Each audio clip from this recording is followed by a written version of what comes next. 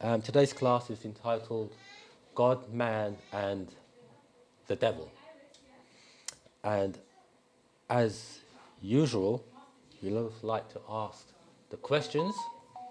And when you hear the word God, Man and the Devil, the question is, what renders God God, man man, and the devil the devil? So let's start with God. What renders God God? Anybody? You won't get penalized if you get it wrong. There's no such thing as a wrong answer.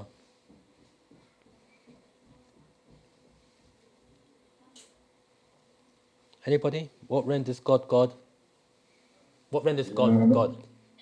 Just said, it could be the ability to create. Okay, the ability to create renders. Yeah, that's a good question. Anybody else?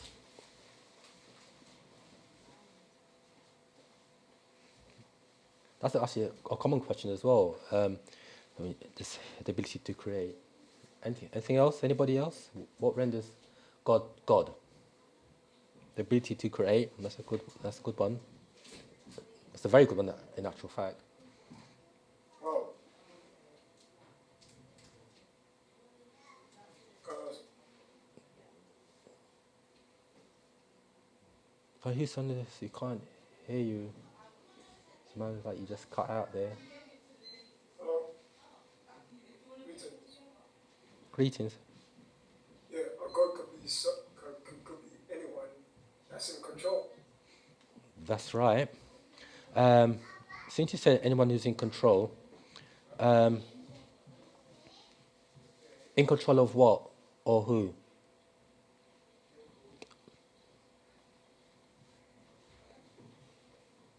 They could be in control of of a group or a place Okay, that's a good one.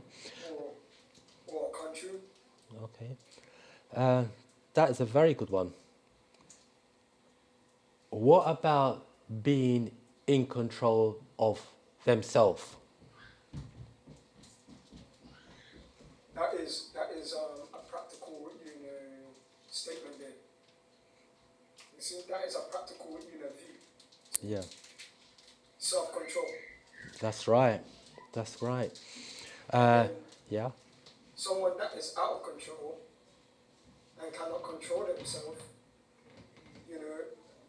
and they have like they can't keep their emotions in check, their energy in check. They could be like of a destructive nature, a beast man or woman. Right. Very good. Before we continue, from Curtis Starr, Robert, YouTube Live has no sound. No sound on YouTube. Robert's just saying here that YouTube Live has no sound. Yeah. Oh, you're not on YouTube. Oh. Does it mean Zoom or Clubhouse? Oh. He said he's got a YouTube. Oh, we're not on YouTube. We're not on YouTube, Curtis Starr.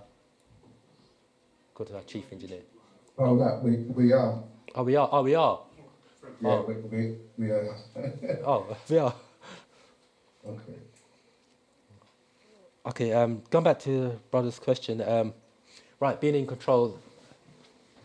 A person is not in, and that is a very good statement. And also the brother who said that what makes God God is the creator. But before you go to that one, let's go to what the brother was saying about being in control. And being in control of yourself is a major step into becoming what's referred to as a God. Very, very major step. And being in control of, say, your emotions. And being in control of yourself, can that be elaborated on a bit more? Because that's a very, very pertinent statement, being in control and also being in control of yourself.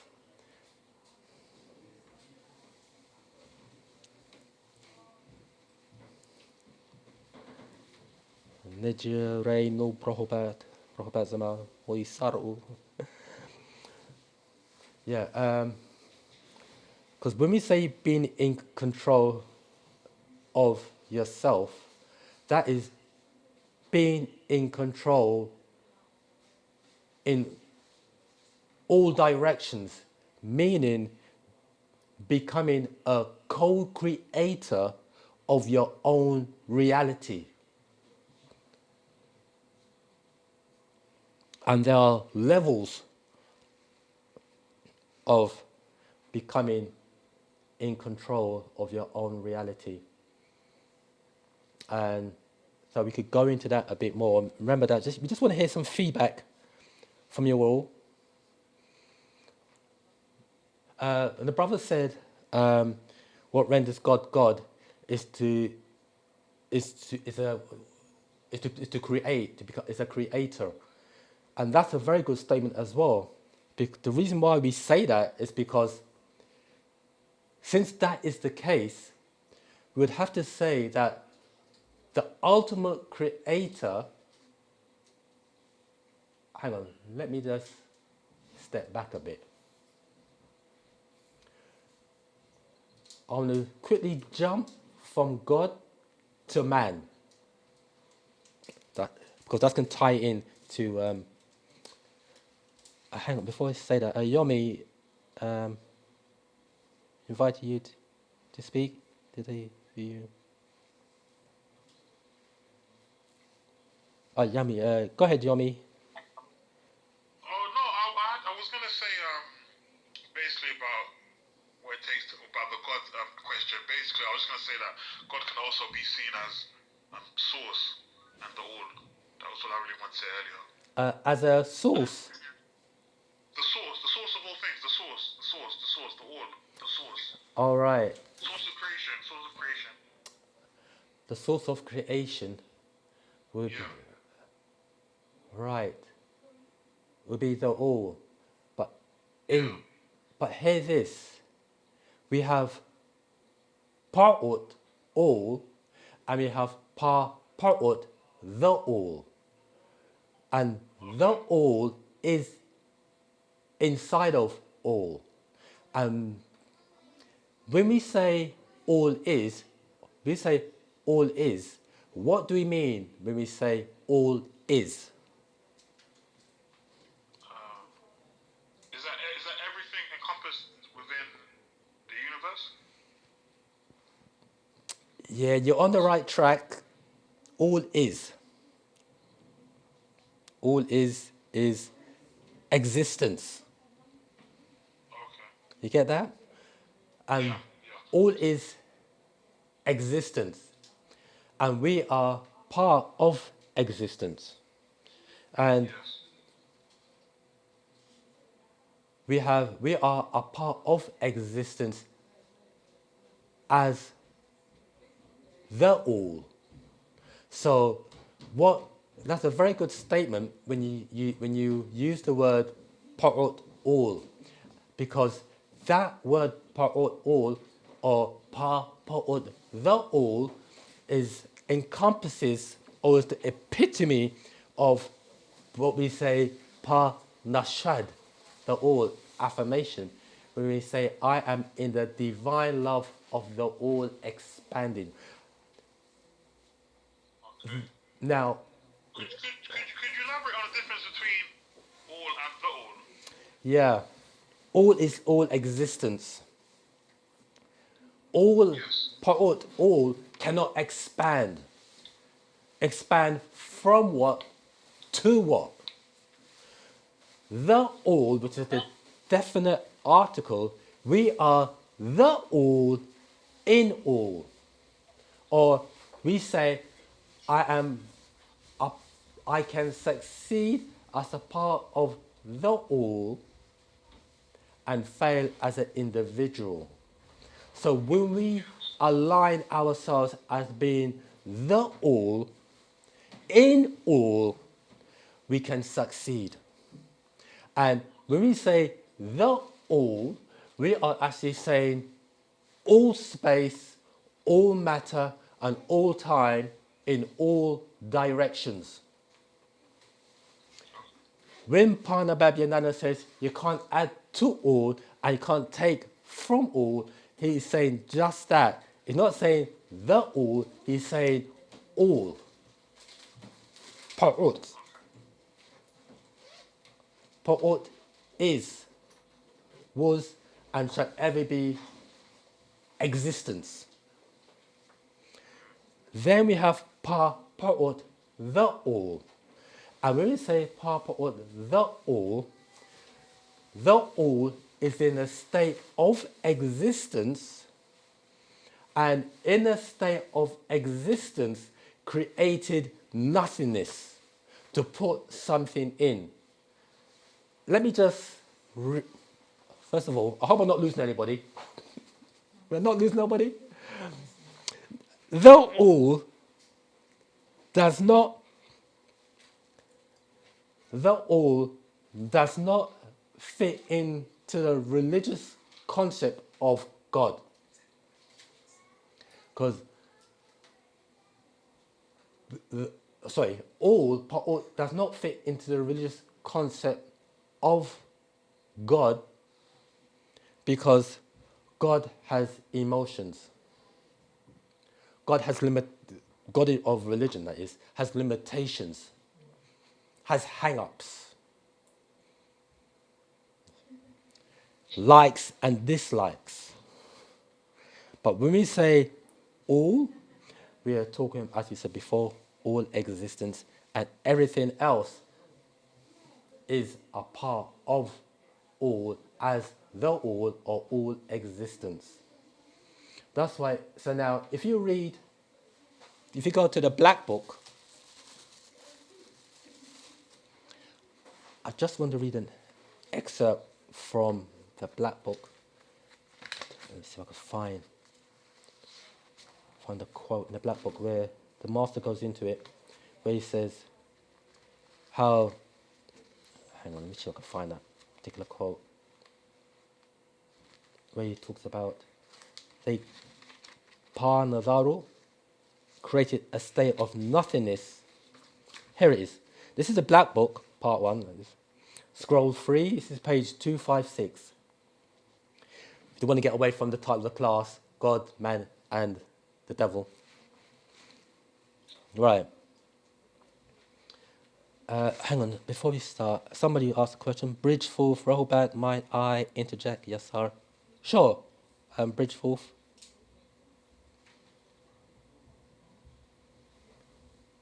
Want to unmute yourself? Bridgeforth.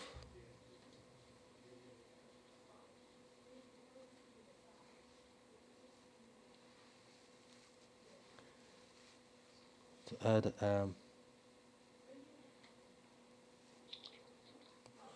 let me quickly, before Bridgeforth comes up. This is the Black Book, chapter 1, scroll 3, page 256, the science of the circle and the square. 1, it reads, in order to create something,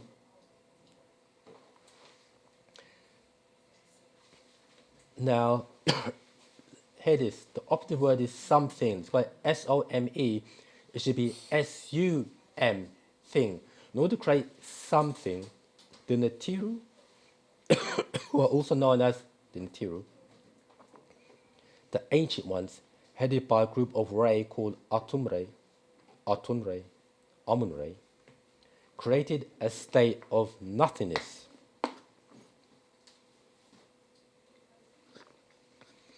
In which to place excuse me, the 99 elements or attributes of this state by who he, the eternal excuse me, or things on this side of H1 hydrogen. That means that this group of rays was in a state of what we can term as pre-existence, and created a state of nothingness, or the etheric realm, in which to place the 99 elements of this state by things on this side of H1 or hydrogen. So there are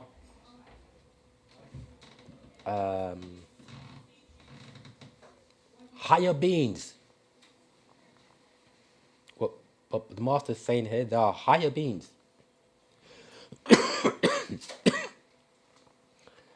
that exist in a state of excuse me,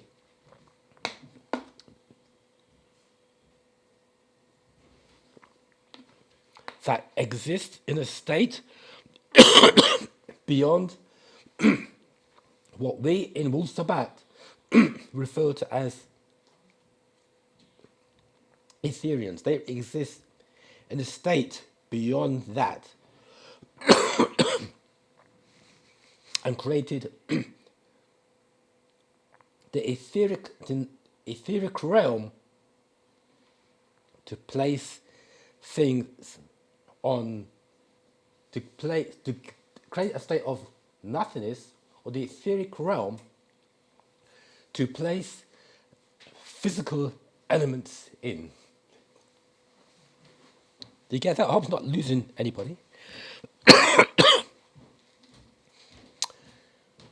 Curtis Starr says, to add on, Allah translates as the source, but Allah is not the source of all, but is within the all. So we are that title, Allah, the source. That's right. Now, when we go back to that term as the what renders God God, which is the creator.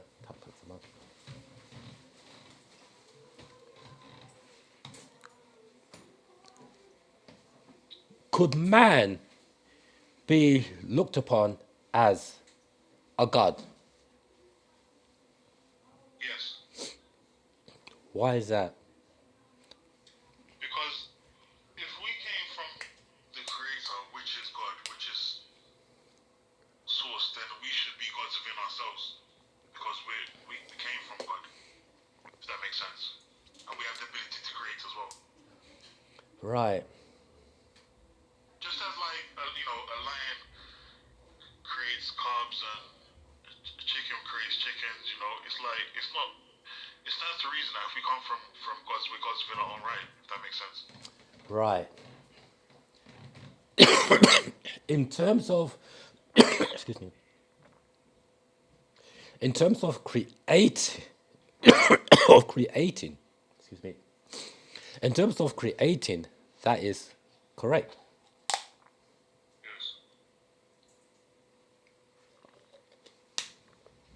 Yes.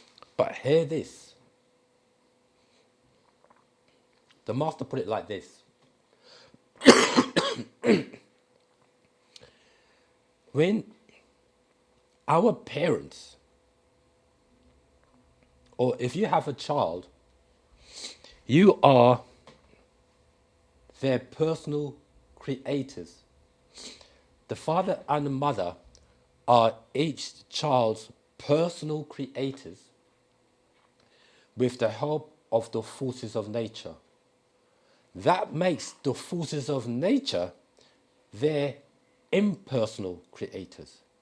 Correct? Does that stand to reason? Yes. You see? But hear this though. Let's take it to the next level. The true creator is the female. Do you know that? Why is that? Because she is the one who, from a scientific perspective, the female has two X chromosomes. The male has an X and a Y chromosome. And we know that the Y chromosome is a defective X chromosome. It has 2.8 less genetic material, less DNA. That equates to less intelligence. Or it equates to having a lesser genetic material means then that the male is a maimed female. What do we mean by that? Because if you look at the body of a male as in comparison to the body of a female, everything on the female's body works. Men, it don't do that, it's not like that for men. Because women has mammary glands or chest. Men have a chest, but they don't have mammary glands or the glands like a female to help nurture the child. So you have to also take in. Go ahead, Sana. Can I ask you a question, Rapti? Go ahead. Yeah.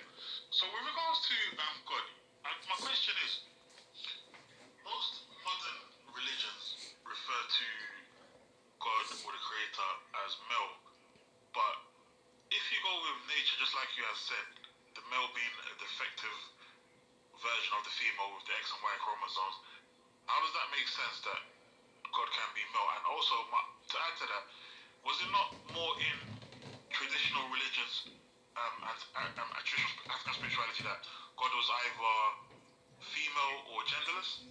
Those are my questions. Right. Now,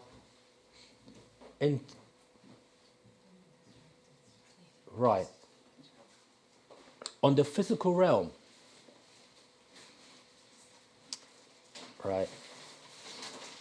You're right in what you're saying. On the physical realm,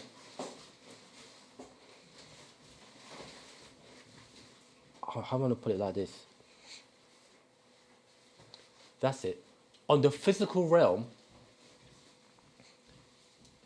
females initially didn't need a male to procreate.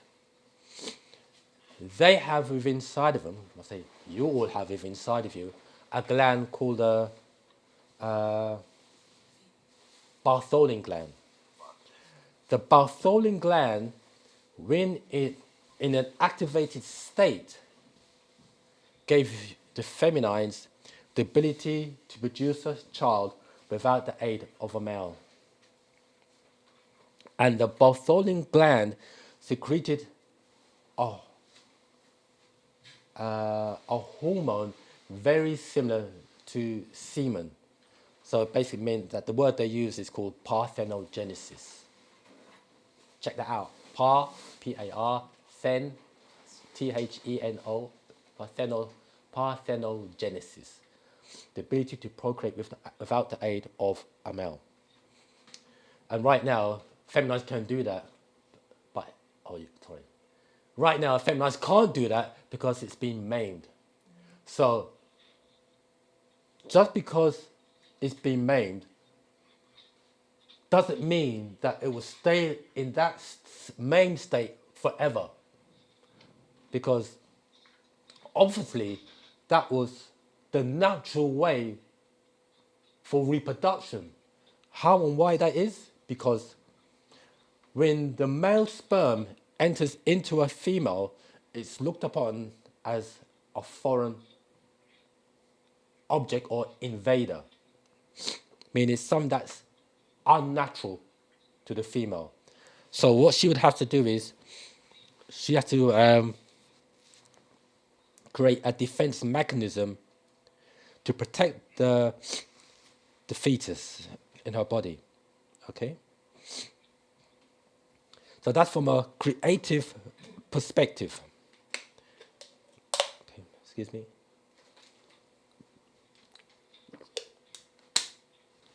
Now, from a another level,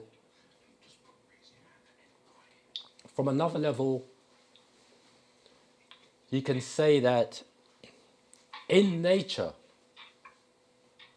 there is a feminine and a masculine principle in all things. Or like, as in, we have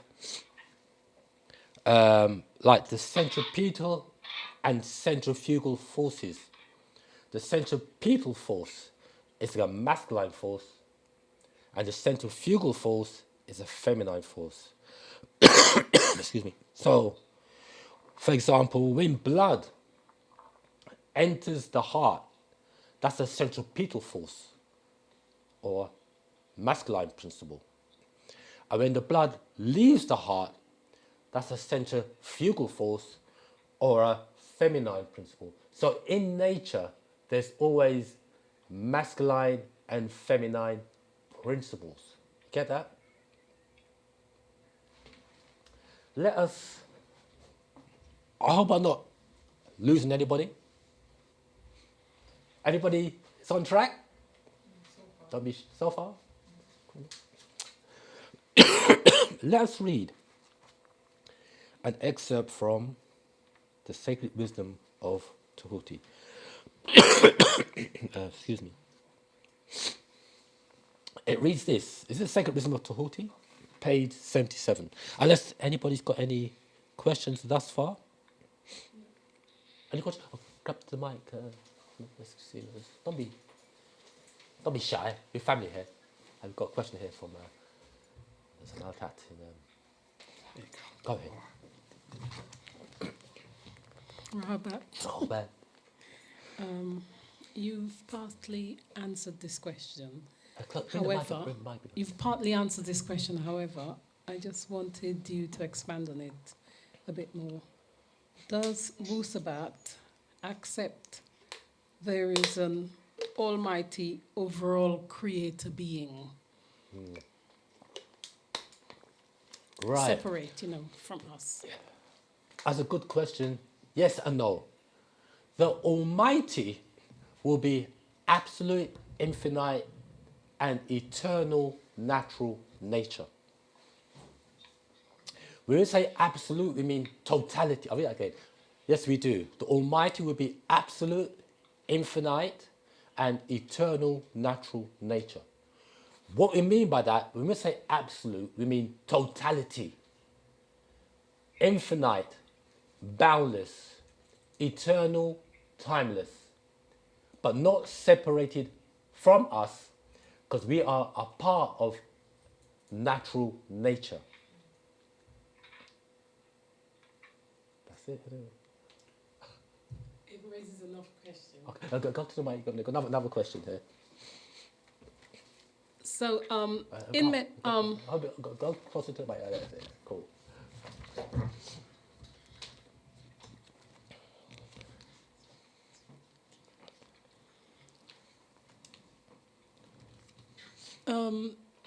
is there any kind of benefits then to prayer or meditation? Will it yield anything if there isn't an overall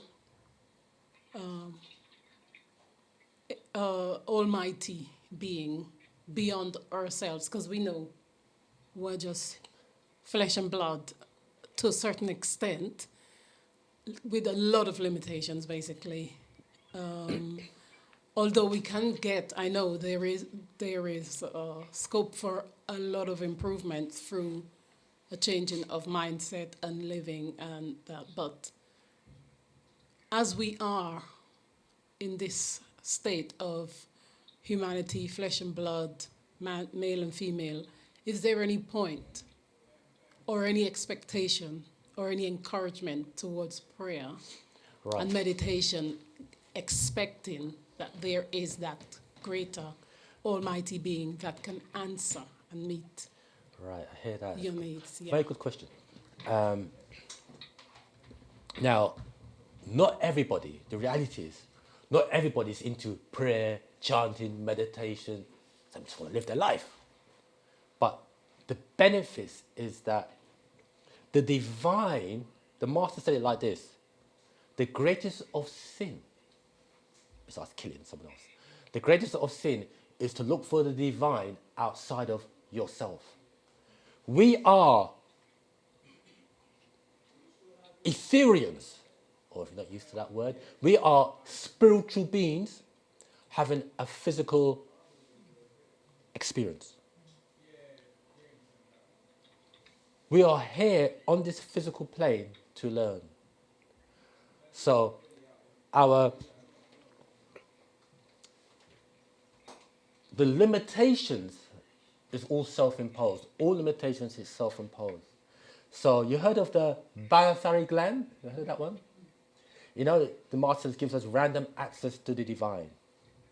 Once you got once the thyroid gland has been reinserted, once the thyroid gland has been activated, because you know that the higher beings, if you're not born with the gland, they can insert the gland by mere abduction without you even being aware of it, right?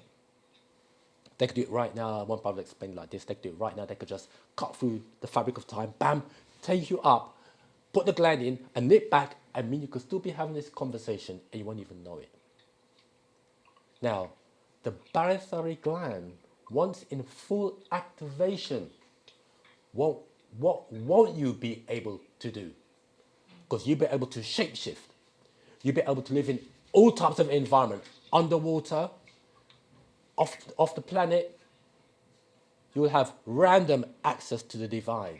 That's with the barytheric gland. Or let's say you may, I don't know that, because you may have the gland, or we may have the gland, but be unaware due to it being in a maimed state until it's activated. Obviously, there's a reason why we are here today. Listen to this information. Each and every of us, whether you're on Zoom, Clubhouse, here, Nashat, or we're walking down the road and somebody didn't touch us with Wu-Sabat, it's for a reason. It wasn't, oh, it just happened to be, no. Because everything is, I like to say preordained, but everything has a reason. Okay, because you see, so we are not separate from the Almighty, but our objective is to become one with the with the Almighty, if you want to put it like that, or with natural nature. Because we were, especially as Negroids, 9 ether beings, we were created or birthed from the higher forces of 9 ether. Yeah, 9 ether. Yeah, 9 ether forces. Because that's we are 9 ether beings. Or 9 ether beings in physical. So those 9 ether forces created us with melanin, because we are the supreme beings on the planet. We are those 9 ether forces that the sun emits. The sun emits 9 ether. The forces from the sun is called, that sunshine, that heat that we are feeling from the sun is 9 ether. Okay? So, how do you know that we are from the sun? By our hair texture. What do you mean by that? Because first of all, Negroids, we're the only ones that have hair on the planet. All other races, like animals, have fur, which is flanked and drops down. Now, the reason I asked the question, why does our hair grow upwards? Anybody? Clubhouse, Zoom? It's a crown. It's a crown, yeah, but why does it grow upwards? You know, that's our crown, our Well, glory. if it's a scientific, Huh? Is it because of the life force? Does it go? no, if it's a Goes to the sun, scientific, to the 9 etheric forces. Okay, hang on, someone's on Clubhouse, Zoom, Klaus. Is it? Okay. Can I- Okay. Our hair is an antenna. Okay, okay. Can I be heard? You could be heard. Is it because of the sun is upward? That's right. You get in the air. Continue. Keep it going. Okay, and everything that that is in that grows towards the sun. That's Is right. that correct? That's right. Keep it going, brother. You're right. And we are sun people, That's right. Yeah, keep it and we going. have what is known as sun heat genius. That's right. Keep it going. Okay, let me help you a bit. You know the sun, is that the source? Is the sun the source of life on this planet? I would say yes. Right, it's the source of life on this planet. And our hair is growing towards that source, correct? Is that what you're saying, Samuel? To it. Right, let's keep it going. Okay. You're welcome, Samuel. Okay. You're welcome. Antak Sierra 4. Go ahead, Samuel. Okay. So, I'm sure you are aware, sir, that there are millions of dark-skinned beings that do not have our hair, but they have the melanin. Right. Millions. Yeah. In fact, probably hundreds of millions if you count Sri Lanka and all those places, the Yeah. Aborigines, all these, right. yeah. That's right. You're right. You're right in saying that. They have heavily melanated Are they species. 9 meters? They're not though. They're not. Because what differentiates, I hear what you're saying, what differentiates a 9 ether from an 8 ether, 7 ether, and 6 ether is the hair as opposed to fur. Even though they are heavily melanated, they have fur that grows downwards.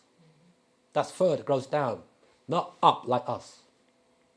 Now, if you said that those Sri Lankans have fur just like us, it grows upwards, then you say, yeah, they are 9 ether beings. So 9 ether is all existing chemicals, gases, formulas, and elements of natural nature. That's 9 ether beings. 8 ether, 7 ether, and 6 ether, 5 ether, and dropping down, they are of a lesser combination of, they're not all existing.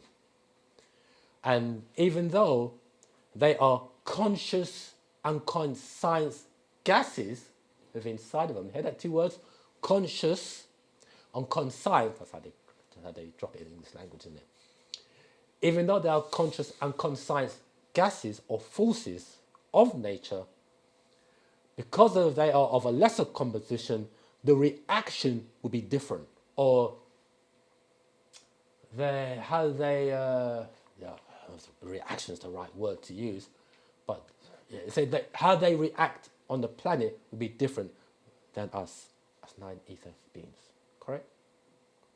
So now, going back to our hair, what I'm trying to get at, because you all were right, our hair grows upwards towards the source, towards its point of origin. Our hair grows upwards because it's growing towards its point of origin, or towards our point of origin, which is beyond the stars. So,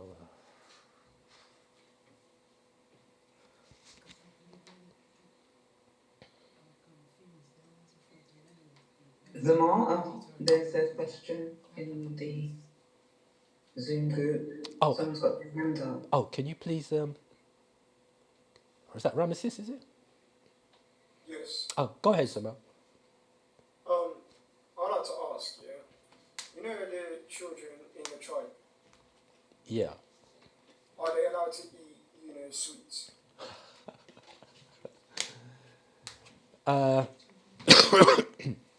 You know something, and that's a good question, because, with a child, it'd be to our advantage to minimize sugar to our children to the best of our ability. But there comes a point as they're growing up to want to do what? Have a Snicker, have a Mentos, or you know. Let's be for real. We all had sweetie when we was young, and you know, because that's part of the experience. Because if you because of the environment that we live in, especially here in the West, if we try to take away the sugary foods from children or the sweets from children, there comes a point as they're growing up, they want to taste it. They taste one sweet, they love it. Let me give you an example. There's one buddy who I used to work. He said it like this. He had this grandson, and he give the grandson, I think the mother will make porridge. And the brother said to me, he tastes the porridge, goes, yuck, there's no sugar in, right? So one day, he put some sugar in the porridge. And the little boy, his grandson, tasted the sugar, tasted the porridge, and said, yummy, granddad, it tastes very nice. The son wasn't used to having the porridge without sugar, because he didn't know, as far as the son was concerned, this is how it tastes normally. But once he had that one spoonful of porridge with the sugar in, he goes, granddad, this porridge tastes nice. I know, that could be the start. You know what they say about alcoholic? One drink too many and 100 drinks not enough.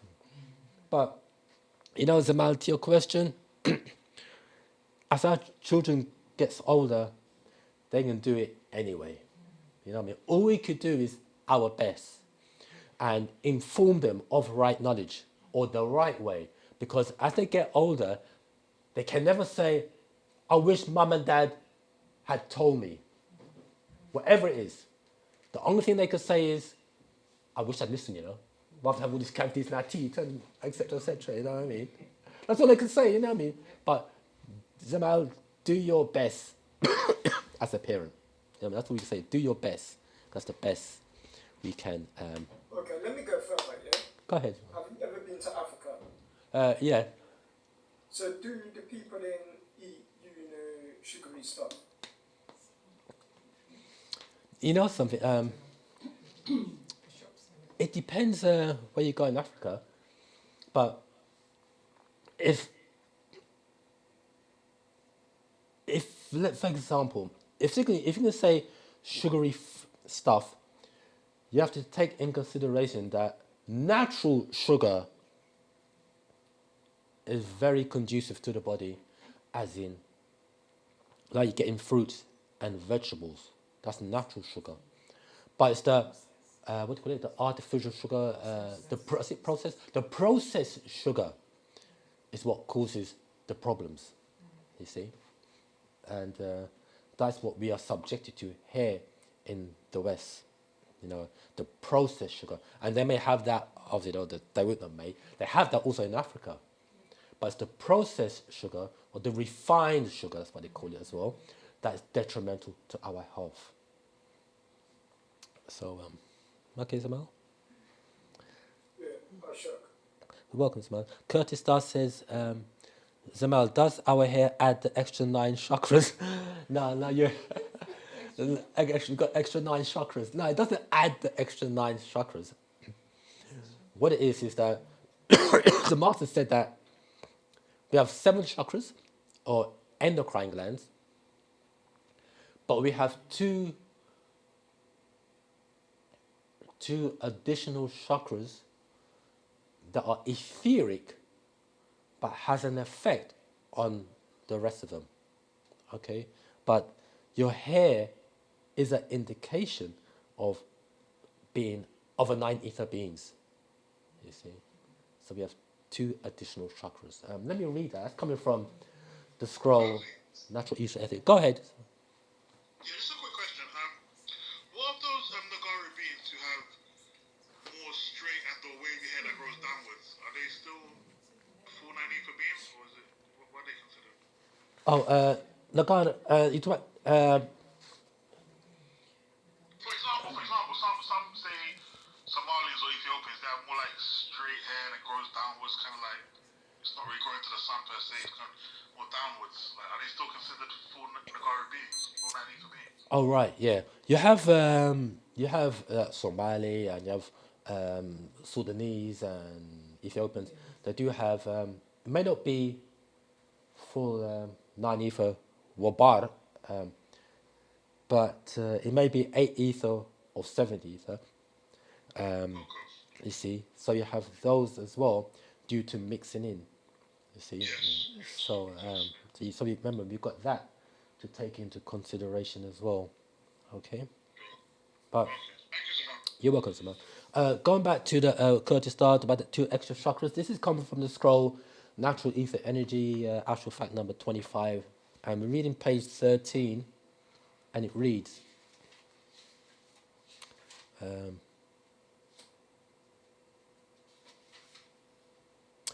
Verse 125, it reads, so you see, Moon Wapo, no Wapians, all these energy centers or seats are directly associated with the endocrinal system. 126. Each of these 7 glands is a projection of the corresponding energy centers in the physical body. 127. The exceptions here are the 8th and the 9th energy center or seats that have no projection in the endocrinal system, however, are nonetheless in close interaction with it. And let's stop there. Now, we have to take into consideration also, he's talking about the 7 major endocrinal glands, but the barotheric gland is also an endocrinal gland as well, because it secretes hormones direct into the bloodstream as well. Even though it's not listed as part of the major 7. So the barotheric gland, it can also be classified as an endocrinal gland as well. Okay.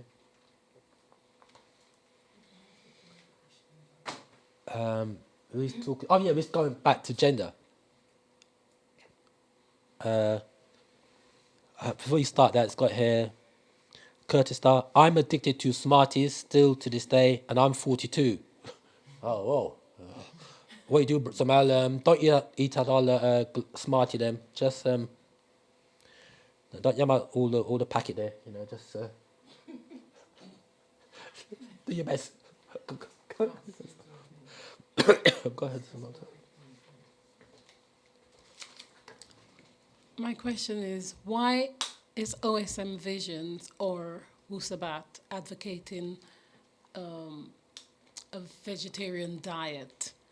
And what is the benefit? Because, like, for instance, someone could eat fish and eggs and say, I don't want to eat any other meat where the animal bleeds, you know, you have to kill it, and those land animals. What's the benefit? I know that scientifically, some doctors will say that, you know, about the saturated fat in animals and certain diseases they can carry. But I've heard other things being said, like if you're seeing animals as food, then they are extraterrestrial beings that could see you as food. And that is indicating, like, say, for the people who are meat eaters. But in the real world, in the natural world, when those predatory animals, they always eat the ones that are vegetarians. 100%.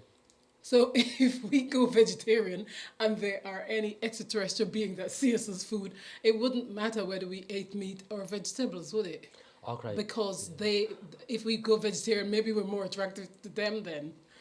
Right, yeah, I hear what you're saying. And the master, the master said it like this. This is your temple, okay? And he says that by eating vast intakes of meat,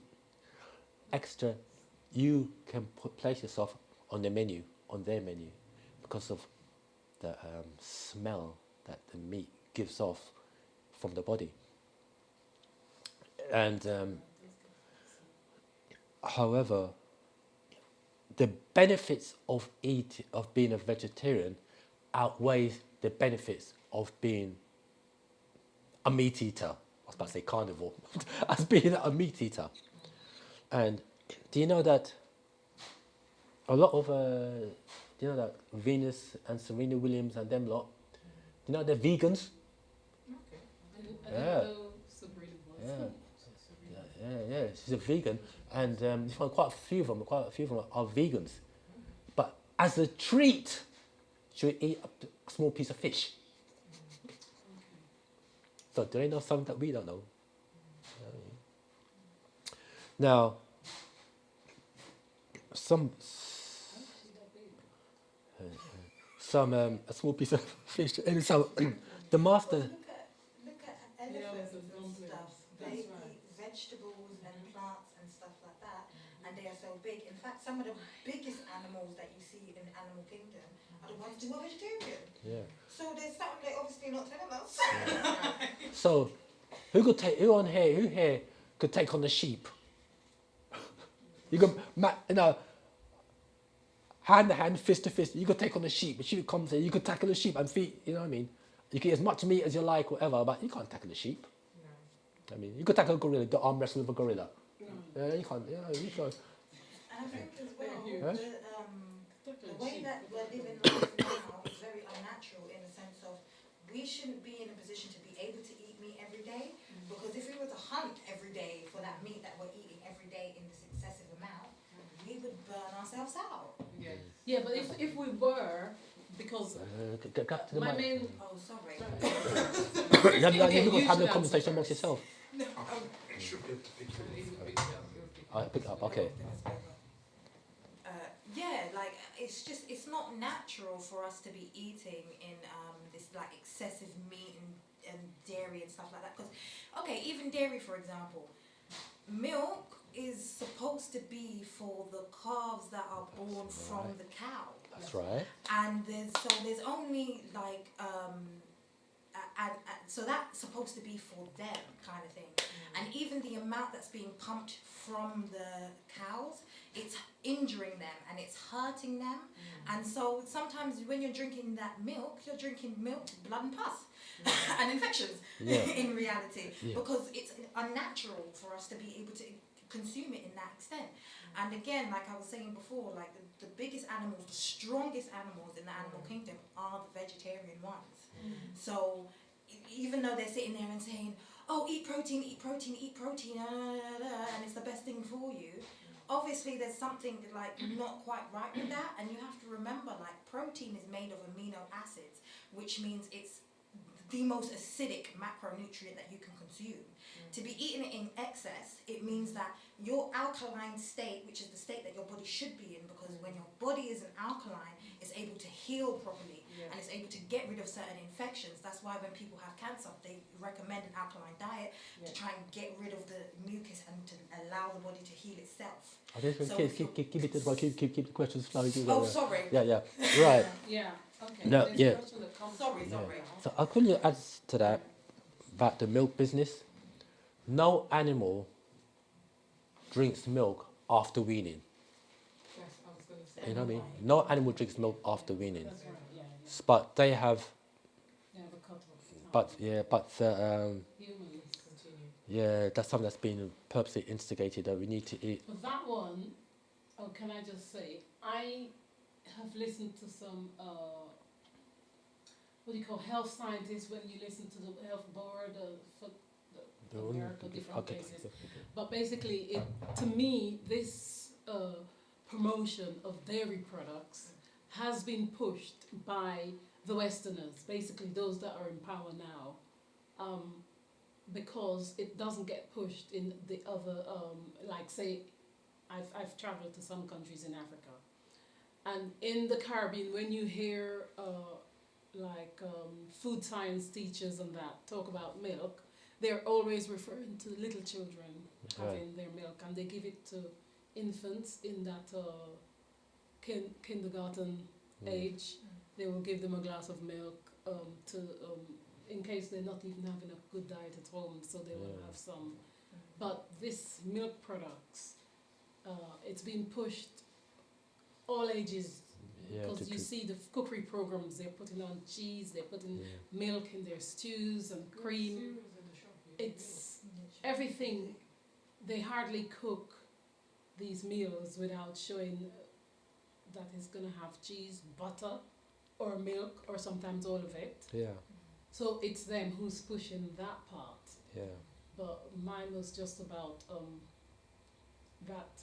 Well, what's wrong with eating fish and Yeah. eggs at times? Yeah. Yes, I do prefer beans. I do Yeah. prefer the natural vegetarian, but I do like fish.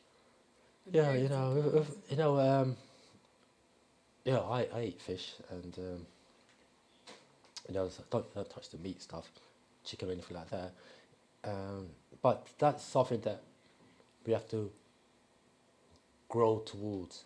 And I know guys at the land there people eating veal and stuff like that, and chicken and turkey and etc. etc. They're eating it. I mean, but from yeah, so it's a story that goes. I think the master asked the master teacher about eating meat, and the question, and they couldn't conceive a child. The woman couldn't conceive, and the master said, "Well, what you need to do is eat some meat until you're able to conceive, and then once the female has conceived, then come off the meat." You see, because if it's been in your lineage for hundreds of years of eating meat, and you come to Wu-Sabat, all of a sudden you just cut it off like that, it takes time to wean ourselves off of meat. You see, like everything else, even sugar, etc., etc., etc. So everybody's different. See, and that's why we have to know ourselves, know our body, our likes and dislikes. It goes back to a child. The child takes sugar or likes this, likes that. There comes a point whereby, hopefully, they may grow out of eating Smarties. That's for Curtis Dar. Yeah, they may grow out of eating Smarties. Cut back and so. Hey, life is a journey, isn't it? It is. Life is a journey, so you must enjoy it. Sorry, Zamal. Go ahead. Zamal has their hands up. Oh, go ahead. Zamal, tapped. Do you want to ask a question? Sure, Robert. Robert. I wanted to know who named both of those glands, the buffalo and buffalo, and why? Who made it? Who named it and why did they name it? All right. Who named? All right. Yeah. Good question. The master teacher put it like, obviously the higher beings. They're the ones who constructed our physical body. But the reason why it was maimed is so that was because of the day, time, and cycle that we was in. It's all part of the grand scheme of things. With the maiming of the barotheric gland, it was a necessary, was a deliberate act by the higher beings during the moon cycle. And each race has been given the opportunity to rule during a particular cycle. Like the 6 ether and 5 ether beings were given that opportunity to rule during the moon cycle, or this last phase of the evolutionary cycle, and they abused that right. Thus, according to the Galactical Federation, they will be removed, or they are being removed from the face of the planet. And now in this day, time and cycle where people or children are being born with the barotheric gland and will be activated, even though there will be adults amongst us as well, feminines as well as masculines, who will be born or will have the barotheric gland inside of them, and it will be in activation. We're waiting for one thing, and one thing only, and that is the presence of the master teacher. Okay? So I hope that answers your question, Zamaltat. Wawed tour. Okay, So, you're welcome. Right. Oh, yeah. We were talking about gender, weren't we? We were talking about female gods, etc., etc. Now, this is from the Sacred Wisdom of Tahuti, and it says here, page 77, it's number 7, the doctrine of gender. Gender is. Let me just stay here. Now, this Sacred Wisdom of Tahuti. A lot of people who have their own mystery schools, the mystery systems, they all study this, the Egyptian mystery system of Tahuti. They call it the Hermetic principles or the Kabbalion. They all study this. Go and do some research. All of them, they all study this, the Egyptian mystery system, because they know that this is the highest form of learning or knowledge on this planet, the Egyptian mystery system. Oh, sacred wisdom of Tahuti, yeah. This is page 77, it reads, gender is like an operating system. That's what we're reading here. This book here is like an operating system. And you realize that after reading this, you read all the scrolls from the master, you realize, or you'll come to the realization, the master has given us teachings of the Egyptian mystery system that was brought to the planet, okay, especially by this one being Tahuti, or we know as Yanun, yeah, okay. And you know, from here you also got other tablets called the Emerald tablets, which they date back 36,000 years. 36,000 years takes you back to one takes you go back 24,000 years plus 2 6,000 year cycles. So 2.5 cycles or 1.5 cycles go back 24,000 years plus 2 6,000 years gives you 36,000 years of when the Emerald tablets came down by of this being Tahuti, who incarnates from time to time to time to time, and this is his present incarnation. Okay. I don't quite understand the cycles, because then if there are 6,000 year cycles and there's 4 of them making up the 24,000 years, they aren't 4 races on this planet, are they? No. I just think that they are 3. Yeah. And the rest are all mixed race. That's right. Yeah, They're all mixed. Yeah. Arabs, all of them, they're mixed. Yeah. So there's just the Chinese, Yeah. the Europeans, which wherever where they came from, whatever, the evolution, and there's us first, and then Everybody So else. unless you can expand on that, how is it that you're saying each of them were given the 6,000 years, and this last 6,000 years, which I do believe firmly, these people they've risen up and have been in charge, and they have proceeded to get the world in the state it's in with a lot of division and fighting, we know that.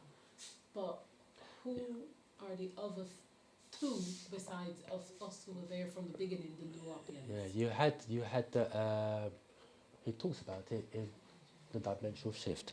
You have the root races. Let's quickly read. I wanted to get that book, but it ran out. Okay, yeah. I said I'll get it. So in September they said sometime. Yeah. right, let's read. This is the dimensional shift, and you're right. You have the Nagaru, you have the Mangalu, which is the Asians, and you have the Kaksu, which is the Caucasians. Okay. It's got here. This is page 9. Hang on, please. Sorry, page 8. Page 8.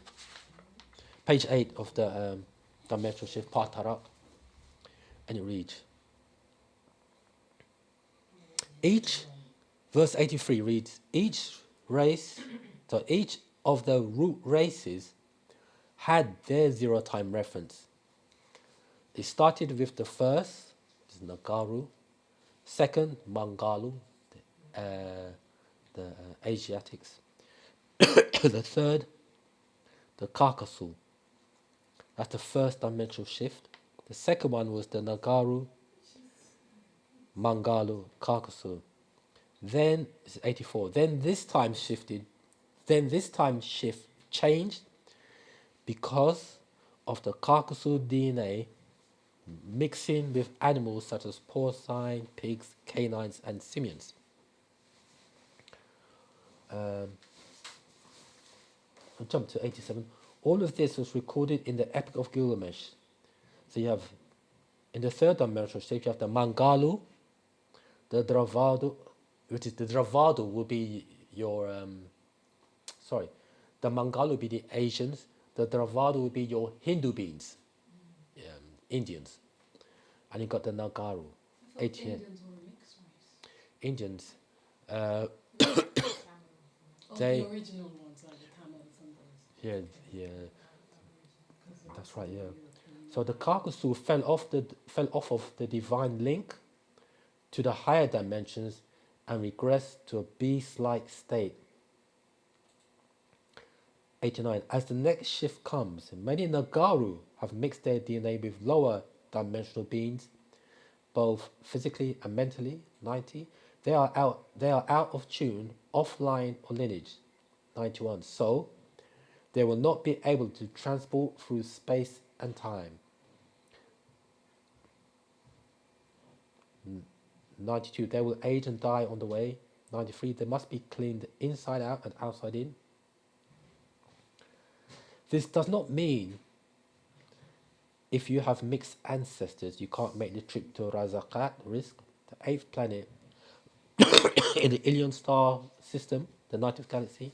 94. Not at all. It has to do with you, the person, cells, right here, right now, and your on zero time reference. I'm going to stop there. So,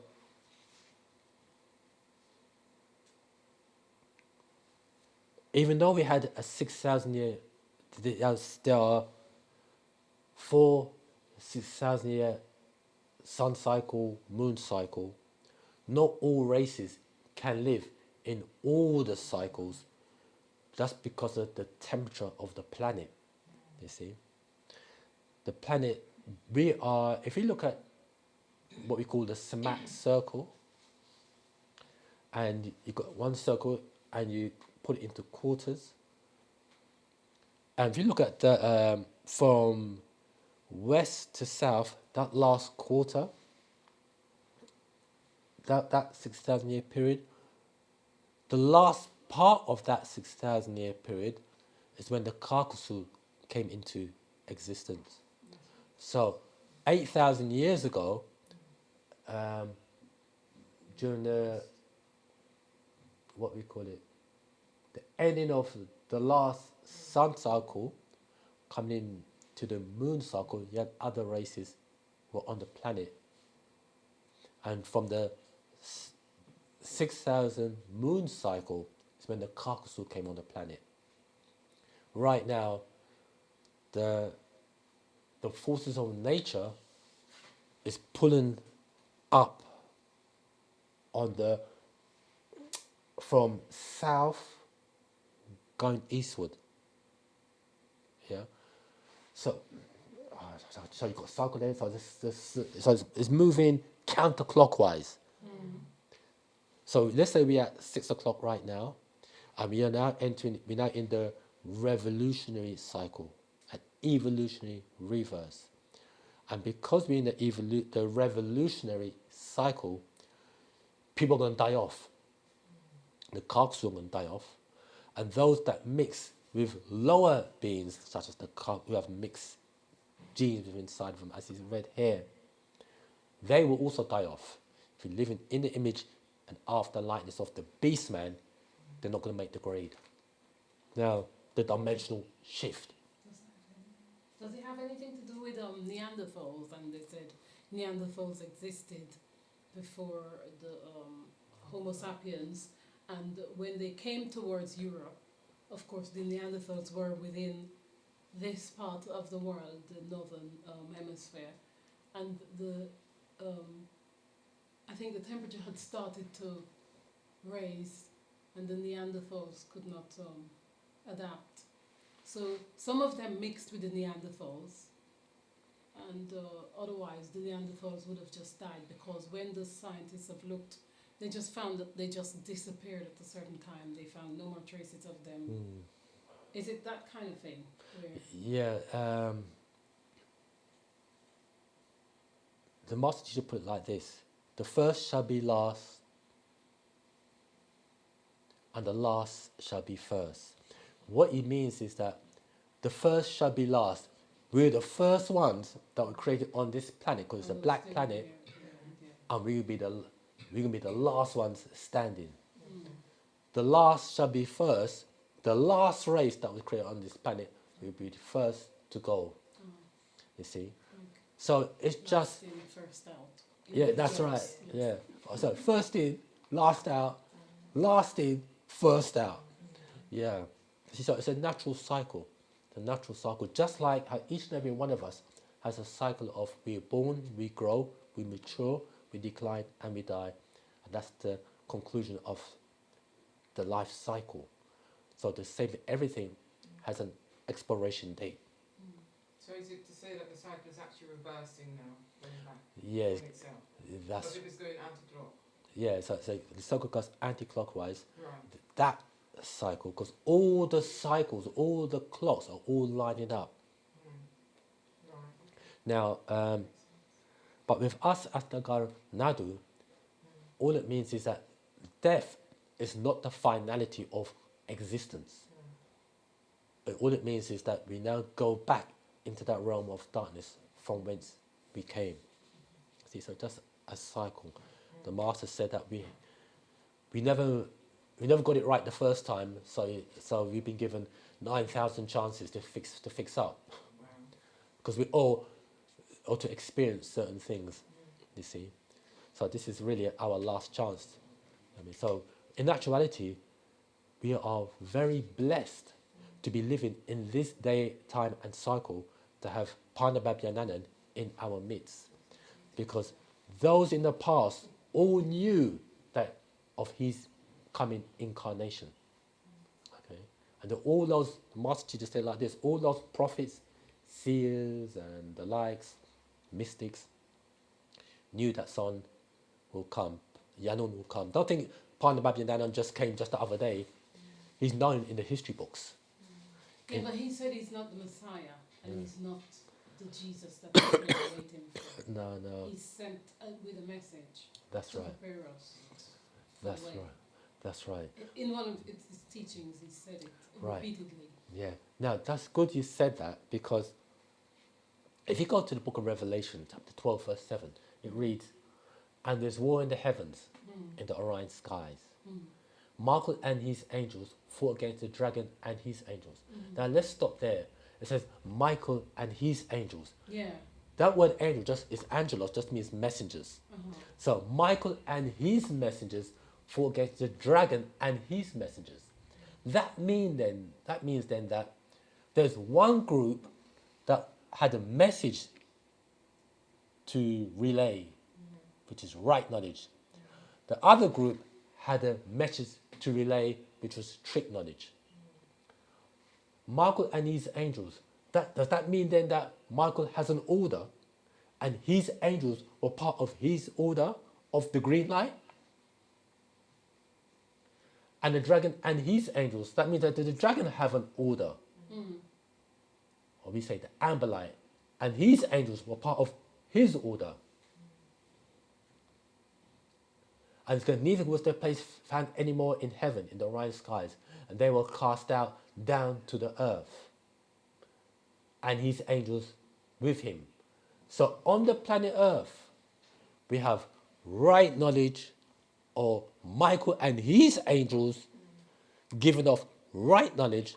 We have the dragon, that old serpent, and his angels giving off trick knowledge. You may know trick knowledge as politics. Multiple trick knowledge. So there's an order, a higher order, those of the green light and those of the amber light. And we know that, so the master teacher is here to raise up deities just like himself. You see? Or let's put another way. He's here to transform mere men. The word when we say men, we talk about mortals, not men as in gender. Male. No, I know, male and female, yeah. So he's here to raise feminine and masculines up to be just like him. To be of his order, and they will be taught the secrets of life and death and everything else that's in between. Now, the class title is God, Man and the Devil, and you will find that we have been taught misinformation or trick knowledge on just about everything that we can think of. Been taught misinformation or wrong knowledge about God, wrong knowledge about man, and wrong knowledge about the devil. Because God, man, and the devil, all these are characteristics within man. We have the God side of us, we have the devil side of us. It's just a matter of which side are we going to nurture. You know what I mean? There comes a, when I say devil, I don't mean disagreeable. I'm talking about you on the other side of the scale. You know what I mean? The devil, mass murders, etc., etc. The devil, you got devil nature inside of us. We have to got the God nature inside of us. You know what I mean? So, which one are we going to nurture? Well, the majority of people don't nurture that devilish nature, if you put it that way. But yet, the majority of people are not living their lives in a very upright manner. Yeah. They may not be always thinking of who to hurt or thinking of mass murder or who they can poison or bump off.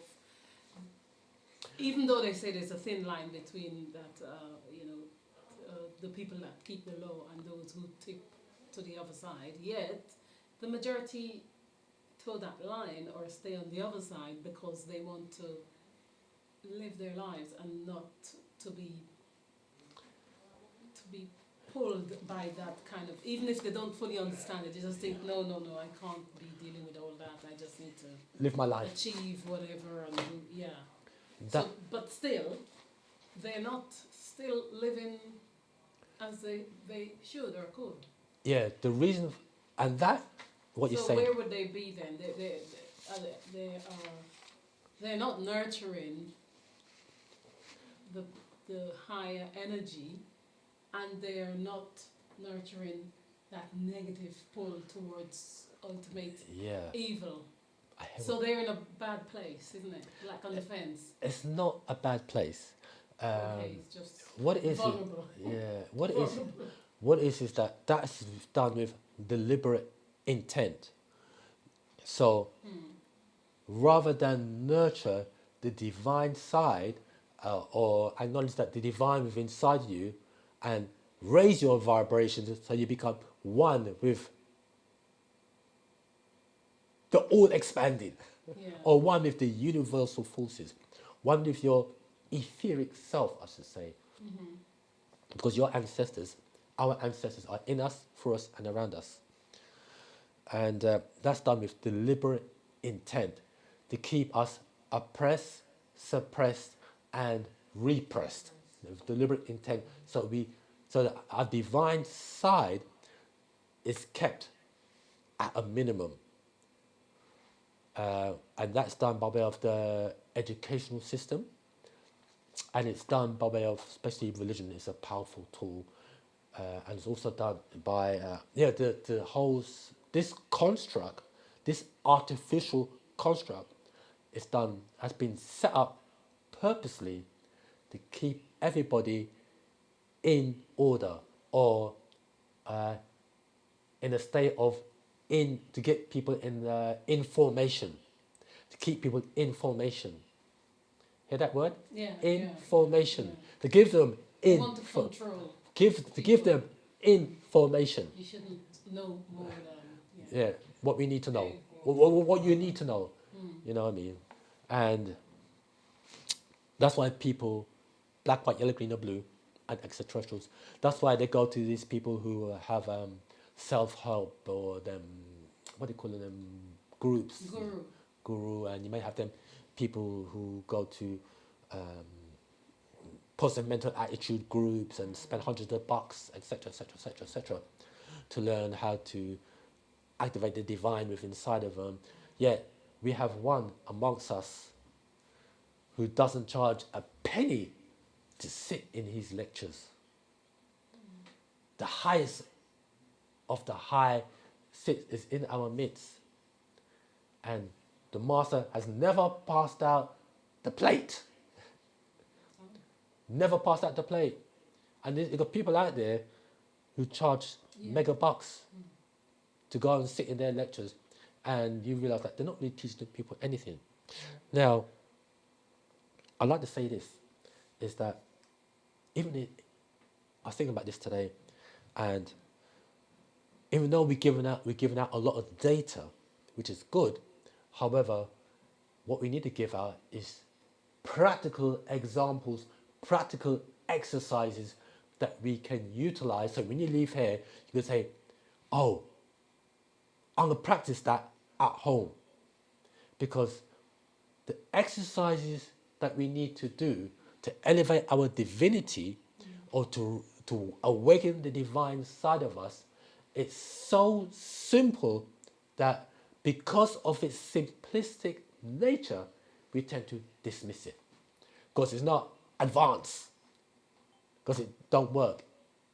And for example, I'm going to show you how to breathe properly. The book, The Mind, I've started reading. Oh, the Mind Scroll, the Mind Scroll and the Breath Scroll. The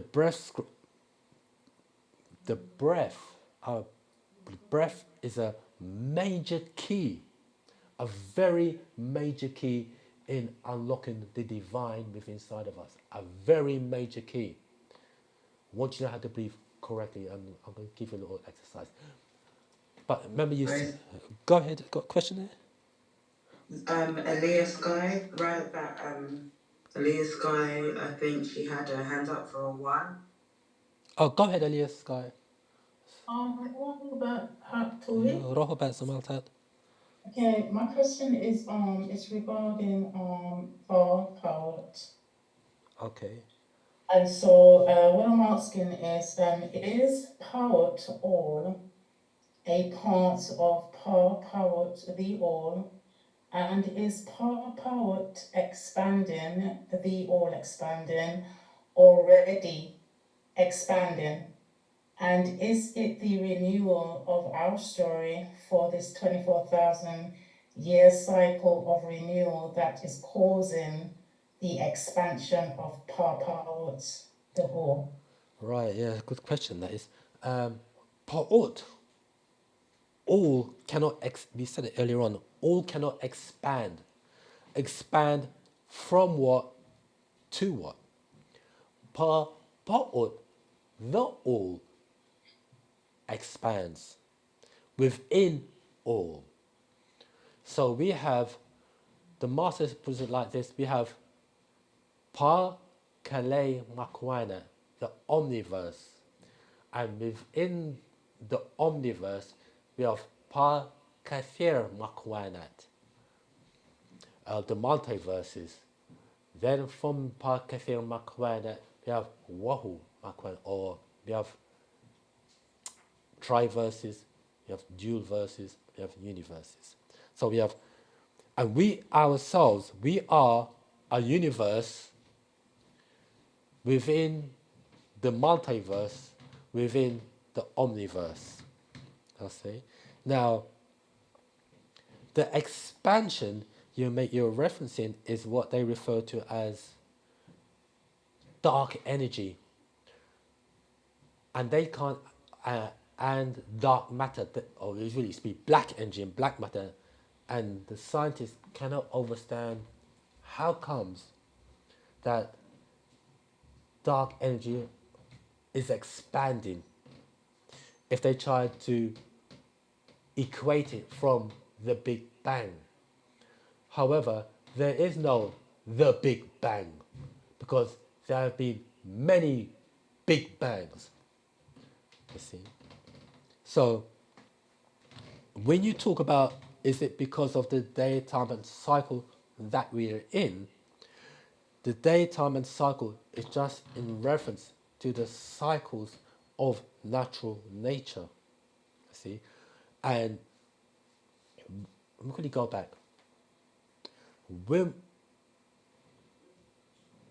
Okay, it's like this.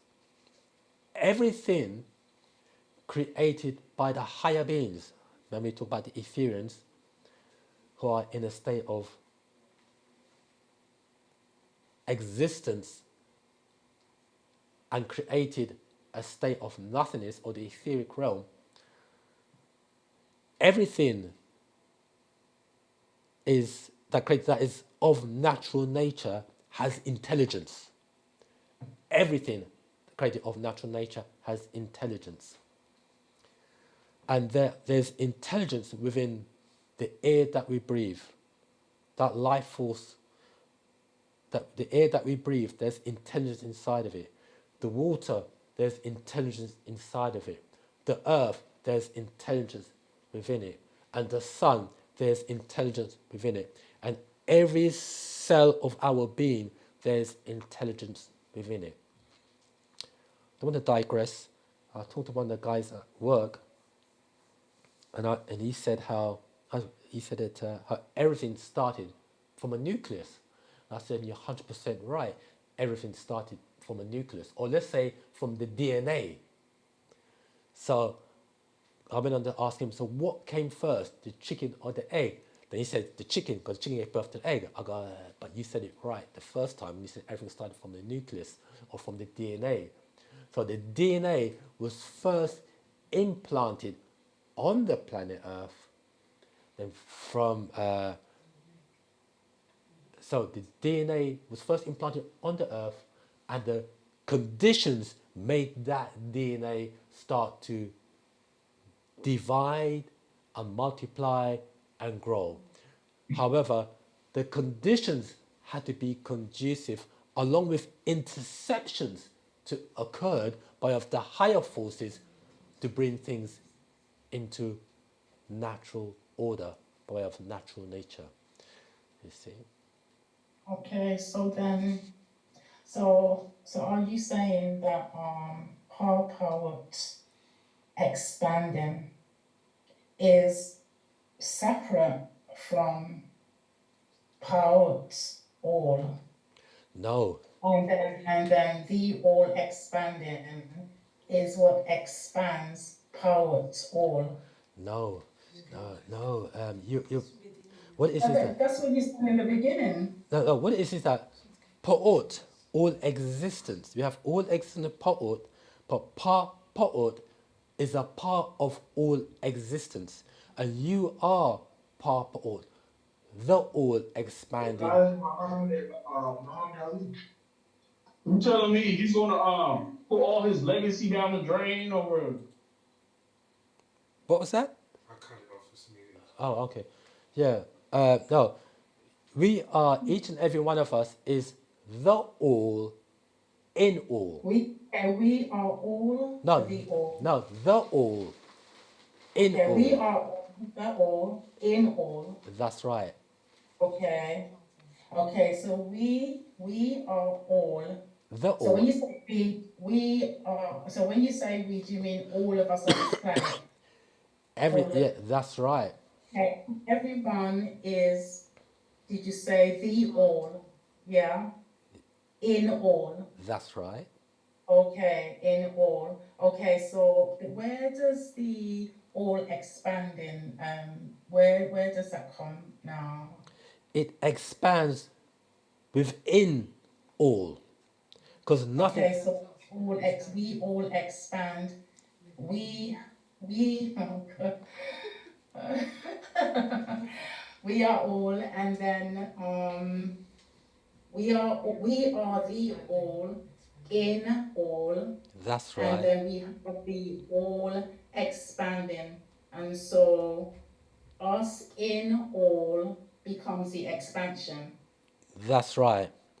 We're not separate from the all.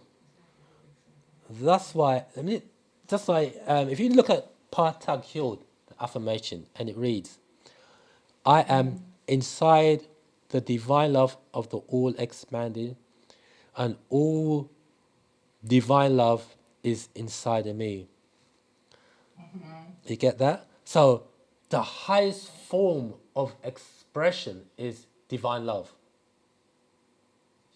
So, You remember back in the days, the master said it like this. We have 7 planes. From the physical plane, going up, going up. Then he says, the divine plane, you have the divine truth, divine reality. Then he says, the bosom. The bosom is the realm of divine love. Okay? So, Papa Ut is the realm of divine love. I am a part of the all expanding, and the all expanding is a part of me. So we're not separate from Papa Ut. Being that we are a part of Papa Ut, the all expanding, will make you the all expanding. Being that you are a can you just repeat that bit, please? Let's go. Repeat that bit, please. Okay. Let's go. I am a Just part. yeah. I am a part of the all expanding, and the all expanding is a part of me. So, Being that you are a part of, let's say you are like a cup, an empty cup. You pour that empty cup into the ocean, which we call pa'ut. All the ingredients that is in that ocean is in that cup. in the front, okay, So, okay. so you have all those qualities within inside of you. Okay.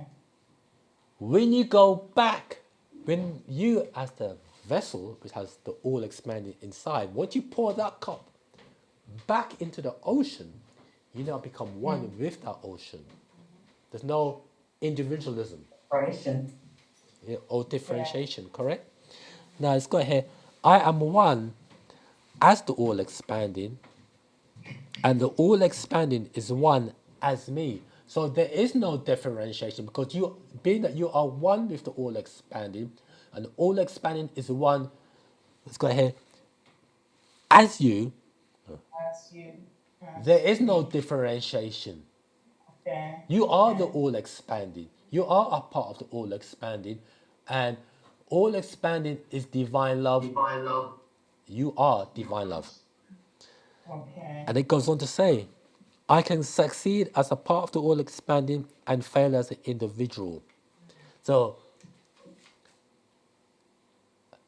that there's a term they use which is called synergy. When two or more forces, the definition of synergy is when two or more forces combined to produce an outcome greater than if done individually.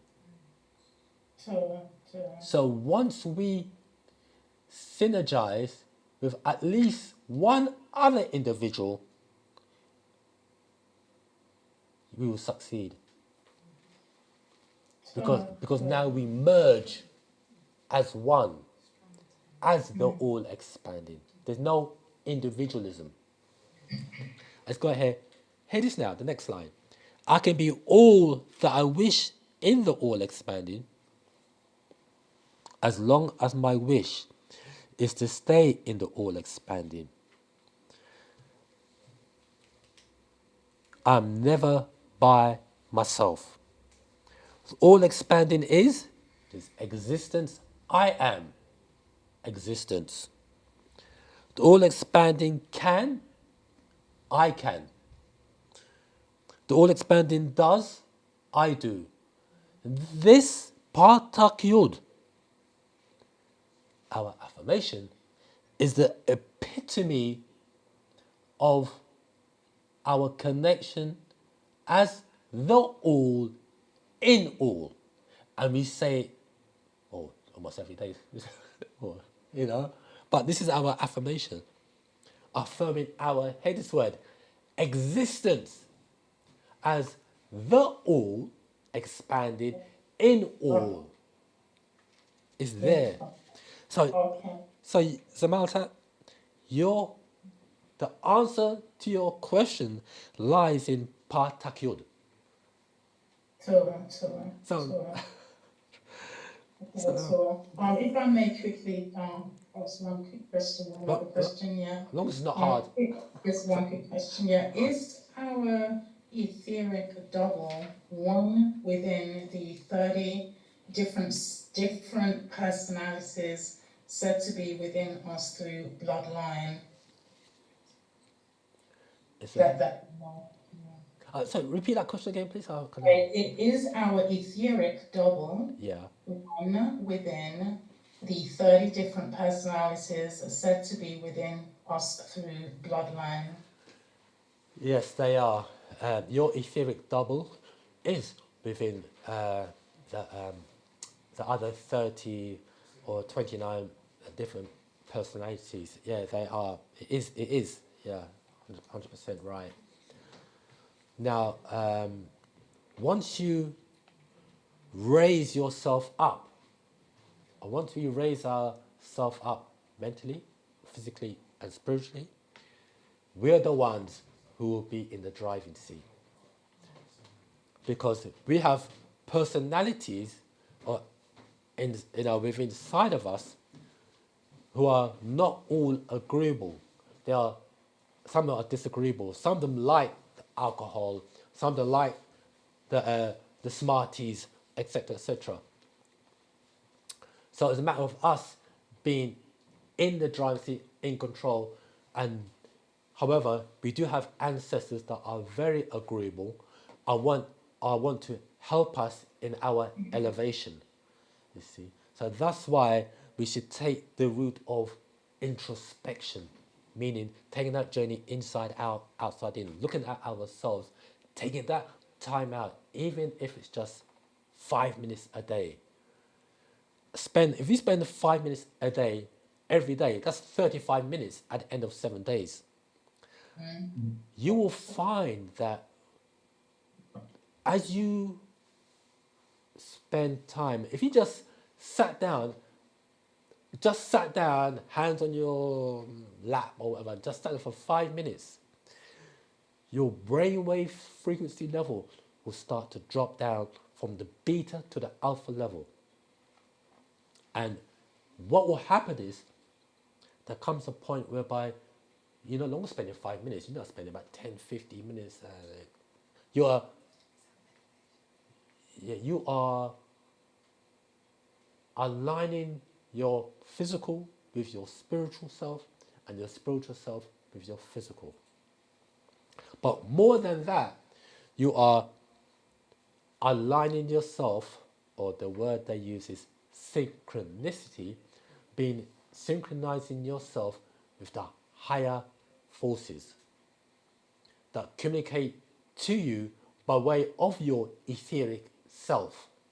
So our physical is interconnected with our etheric self, or we say it akh in Mispatia, and also your ancestors, because our ancestors are in that etheric state, or you may not, or let's say that spiritual state.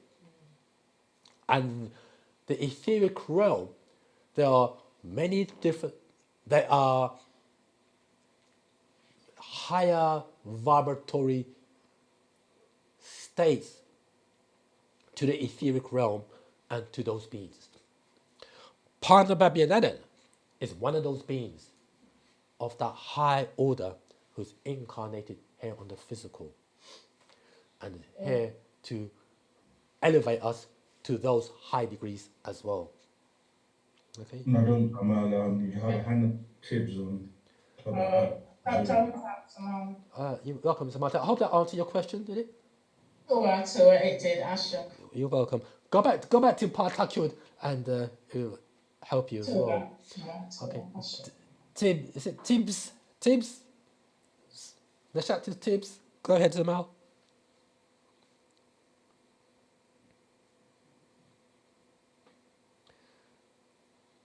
Let's shout to Tibbs. Come in, Tibbs. I'm the Tibbs. As he's waiting to come up, I'm trying to press the button, but nothing's happening. I have a question, Simone, Go ahead. until Tibbs speak up. Okay, go ahead. This is Delilah. Hi, I'm in Delilah. the States here. I have two. Regarding the last question, I have a comment regarding the 32 or the 30 ancestors that aligns with our personalities. What happens to our spirit guide or our spirit? And my example I will use is I was having a conversation with my spirit and it was like, spirit guide, what is the next step? Blah, blah, blah. So where does our spirit comes into play opposed to the different personalities? Because it feels like lately I have begun to get more annoying voices in my head. And then I say to the voices, okay, which cousin is this? Or who is this talking? Because it isn't me. And then I'll go to talking to Holy Spirit or Spirit. So the Spirit is separate from these 32 or no?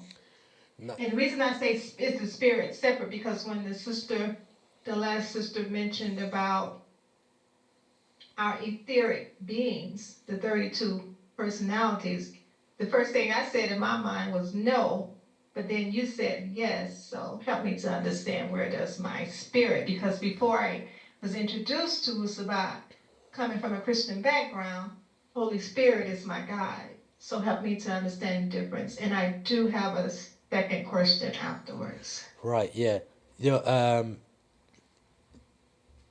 Everything, your spirit or your spirit guides and your ancestors and your spiritual self are all interconnected. However, that interconnection does not mean that they have full autonomy over you, because you have, or we all have, what we call will. And the mere fact that you said that you are cognizant or aware of these internal voices within inside of you, you are getting into the driving seat. And now you become the driver as opposed to the mere passenger. Because we have our ancestors within inside of us, and some are disagreeable, as we said before, and they want to get into the driving seat and experience the physical realm through you. The higher ancestors now that's also within you, they don't want to experience the physical realm. They want you to elevate. You see? So the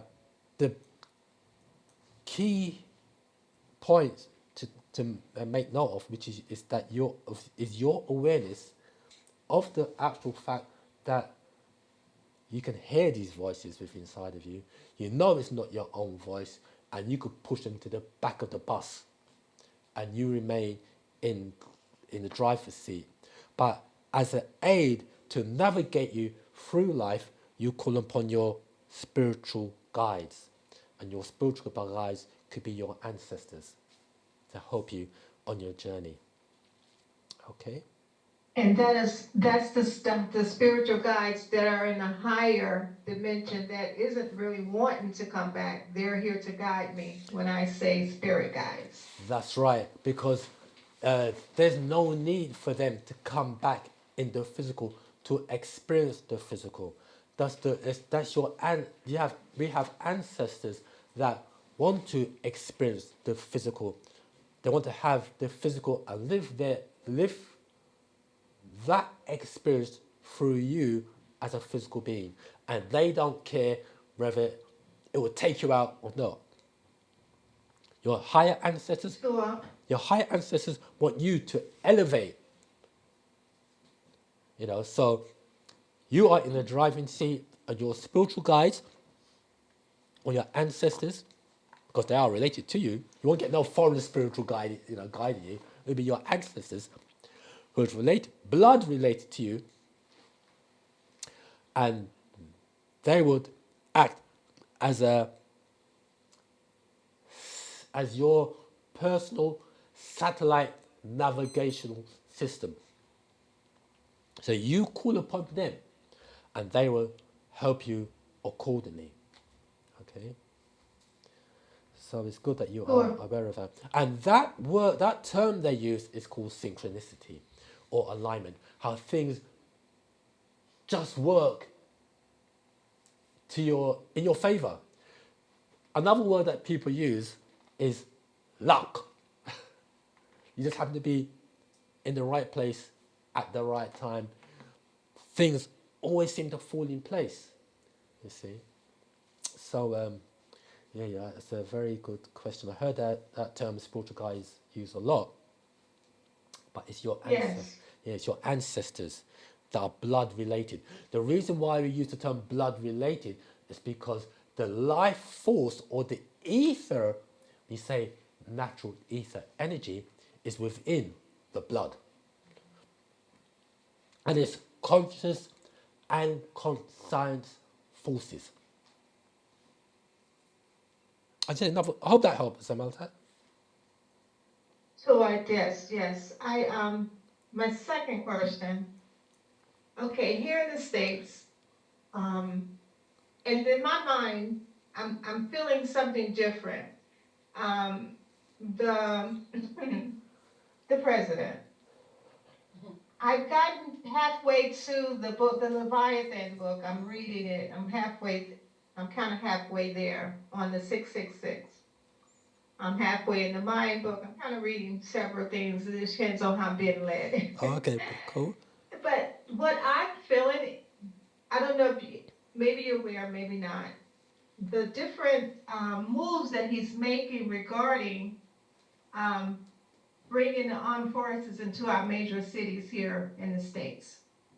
It feels to me that something is being staged, and I'm not sure if you have a scroll to direct me of some type of information to kind of direct, because it just feels a little off. It doesn't feel like, I know it isn't crime, I know it isn't that, but it just feels like something else is being shaping here. I don't know if you can help me out with that or not. Not really. Sorry, Zamaltat, unfortunately, I can't help you on this one. That's it. Okay. I know everybody on the room. Political. Huh? It's political. Political, politics. Yes. Yeah. Okay. Yeah, go ahead. Yeah, I just wanted to touch on the question by the sister. So I'm not sure who that was speaking. Delilah, I think it was, yeah. Delilah. Yeah. Right. Yeah, there are things we've spoken about in terms of between now and 2030 that are going to be taking place. And he's actually preparing for that. And a lot of the moves that are being made are to prepare, because, you know, they're talking about 3-Eye Atlas, which is a meteor that is on its way. They say it's a meteorite, but they also say it could be a craft, meaning an extraterrestrial craft heading here. And so he's putting the guards in, a lot of the National Guard and things like that in place, because he's actually preparing for those types of things. But we already know from our information, from what the master teacher teaches us, that this meteor is going to hit. And there's some new information as well, which will be relayed in due time from the master teacher regarding that. But I'm just touching on that for you for now to say that, yes, not just about the immigration and the controls that are being put in place are really in preparation of what they call the alien invasion, and to let people, because they've done disclosure, they've seen the orbs last year, and it's becoming more and more apparent that extraterrestrial involvement and crafts and things like that are very real. And the master has told us that, as we approach 2030, we're going to witness these things, and it's going to be real. So I hope that helps. I yield. Sure. Thanks, Amal. Thank you. Sure. Zamal, Tip's questions are in the chat. He said that he's having problems with his network, so he typed his questions in. The first question is, what does the master teacher say on transhuman AI takeover? How do we get away from this? The second question is, I was tested and found to be emitting Bluetooth signal, as many people now are and do not realize, from self-bonding compounds in our food and COVID vaccine, etc. My question is, what does the master teacher say on this transhuman AI takeover? How do we get away from it? Okay, the way we get away from it is coming.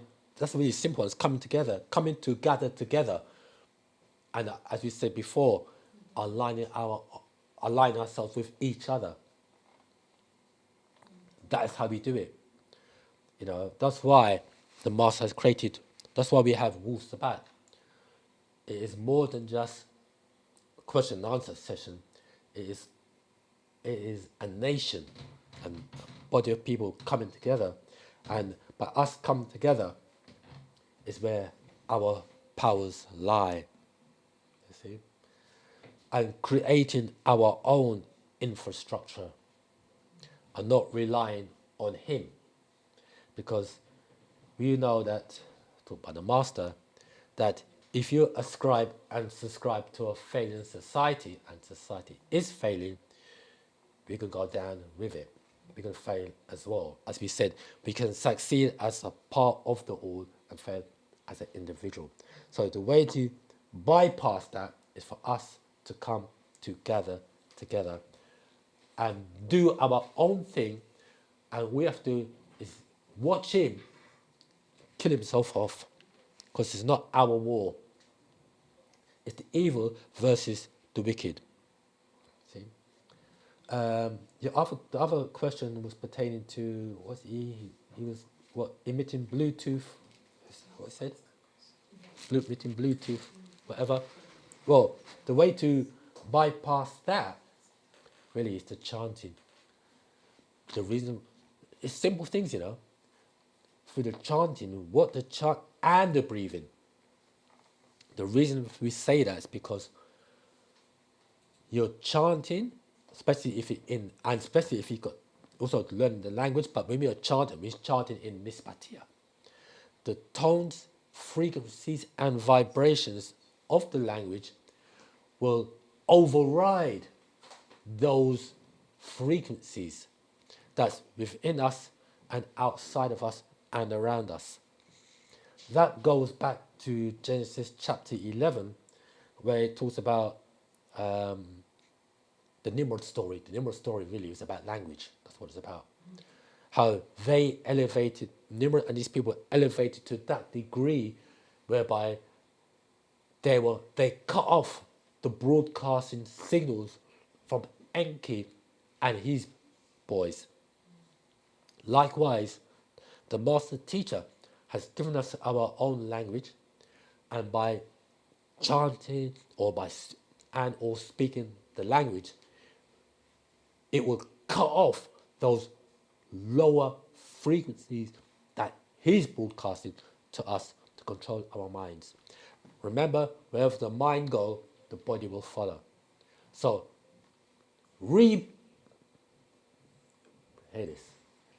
reverse engineer our minds, and we will change the direction that they want us to go. You be moving in a different direction. So it's all got to do with the language, the tone, frequencies, and the vibrations. Okay? So now you've got Jackie as well. How do I know which ancestor to call upon when I don't know them, nor do I know the ones that made it, nor do I know which ones are agreeable and disagreeable? Right. And then Tibbs has got a follow-up to what you said. Is there a scroll I can read on? the AI issue. Oh, okay. The AI issue, nothing really comes to mind, Tibbs, regarding that. Regarding so that's far I could take it with the AI question. Hang on, but in terms of the chanting, many scrolls, the master put out our tones, so our tone wavelength A, many scrolls. That's one that comes to mind. Many scrolls the master put out pertaining to the language, and to etc. Many scrolls is pertaining to that. Pertaining to the sister's question, Jackie's question pertaining to the ancestors, the agreeable from disagreeable. What I do recommend is that, again, you have to. It's a practice that you would recommend that you do, is to, again, you say, like, sit in silence, take that journey inside out, introspect, and when you, or just the master teacher, if you've got an altar, master teacher said it really simply, if you've got an altar, you got to set up your altar and make your communication, talk to your ancestors, one ancestor that you know, or whether it's your parents or grandparents, or even you may have a sister or brother or cousin that's crossed over, just communicate to them the same way how you communicate to your brother, sister, whoever is alive. The way communicate to your ancestors in that realm, the same way how you communicate to a living individual. The same way, no difference. And the changes or the response tends to be very subtle. But look out for those subtle changes or those subtle responses. And then once you become aware of that, it no longer becomes subtle. You see? So it's a practice. Or really I should say it's a discipline. It's a discipline. It's a discipline. It's a practice that we all should be doing every day. And they call that synchronicity or alignment with your ancestors, with the higher forces. And those, your ancestors and those higher forces are within you, not outside of you. Okay? So I hope that helped. I have a question. Oh, go ahead, Samantha. Okay. Does Wu-Sabat encourage Nuwapians to aim towards returning to their ancestral land, Africa? Yeah, that's a good question. Is that it? Is that it? Yeah. Yeah. Do you encourage it? Because some people, well, especially the people that are truly called the diasporans, where the word came about, the ones who came from those who were forcefully removed from the land, we are their descendants. Many of us, you identify yourselves with where your people have been living. Yeah. And you don't, a lot of us don't connect that actually we came from there. We didn't voluntarily do it, but that's where we came from. Yeah. There are even a few leaders, and I'm sure it will trickle out, of some of those nations that are welcoming us back and saying, you have a right to return. Yeah. Because your ancestors came from here. You didn't voluntarily leave. Yeah. You know, and they've even, some of them, put provisions in place where you can go there, get naturalized without too much. It's only a few at the moment, but it's going to trickle out when some of those, disagreeable leaders are removed. But do you advocate for that? Because some people are still, they just feel as if this is it. They're here. Yeah. And they don't ever, many of them have never been. Yeah. Or not have any plans. Yeah. There's only a few thousands or so that have gone. Yeah, it's a good question. What it is in Wu-Sabat, the master says like this: the Africans for the Africans. We are Africans first and foremost, but we also acknowledge that we follow the Lamb wherever he goes. we don't we don't walk in front of him. We don't walk behind him. We walk alongside him. Who's the man? Oh, that's the master teacher. Sorry. Yeah, but he's not free. Yeah. You know. Hey, this. Hmm? The master said like this. I've got a book there. My brother, the Ancestral, he says, we are imprisoned with him, but we don't know it. Only his physical is imprisoned, not the mental, not the mind. So wherever the mind No, goes, because he's written so many books, so Yeah. we know Yeah. he's so put himself out. yes, yes. So he said that we are imprisoned with him, and he didn't say, he's talking about Negroes on the planet, but they don't realize it. However, only his physical is imprisoned, not his mind or his mental. And wherever the mind goes, the body will follow. So wherever he puts his mind, his body's going to go, because he holds the master key. So should we follow the one who holds the key, the master key? Just be patient and wait. When I say wait, I don't mean remain inactive. I mean do what you have to do until that time comes, then you be ready. Because he's not going to give an update out and say we're going to go here or we're going to go there, because he says that, don't think I'm not that dumb, because whatever I tell you, the man is waiting.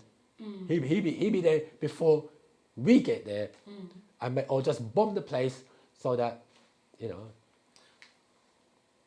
Well, if it's like that, if we're that vulnerable and like sitting ducks, I don't. Haters, we're not sitting ducks. Because Wu-Sabat, you know why we say that? Because Wu-Sabat is our protection.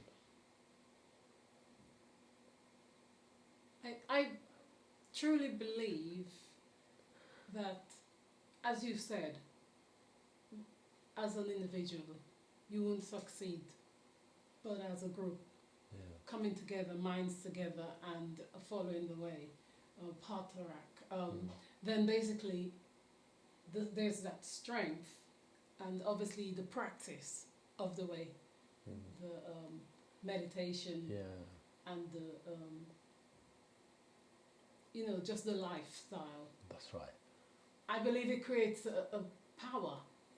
That's right. And an energy. So I really don't feel that even if we have some plans, that the murderous and disagreeable beings on this planet can just do what they want. Otherwise, they could have destroyed us already. Haven't they tried with so many ways? So many things we know came from the enemy. Yeah. So many made up diseases, so many things. But they still haven't succeeded. They killed some, they caused some setbacks. Here it is. To add to that question, and they're not going to succeed. That's the reality of it. They're not going to. That's the reality of it. They're not going to succeed. Yeah, they will just frustrate themselves. Yeah. And I like somebody put it on OSM. He said how their time is up. What we are witnessing is the end of a flame that has burnt out. Fighting to the bitter end. The flame has burnt out, and this is what we are witnessing. The flame has burnt out, and we're witnessing the death of the death, and they know it. So, Wu-Sabat is our protection. We would encounter challenges, but we also encounter opportunities. You see, but we have our ancestors who are crossed over. We have the overseers who are protecting each and every one of their children. However, there are those of us who will stay on Patarak and those of us who won't.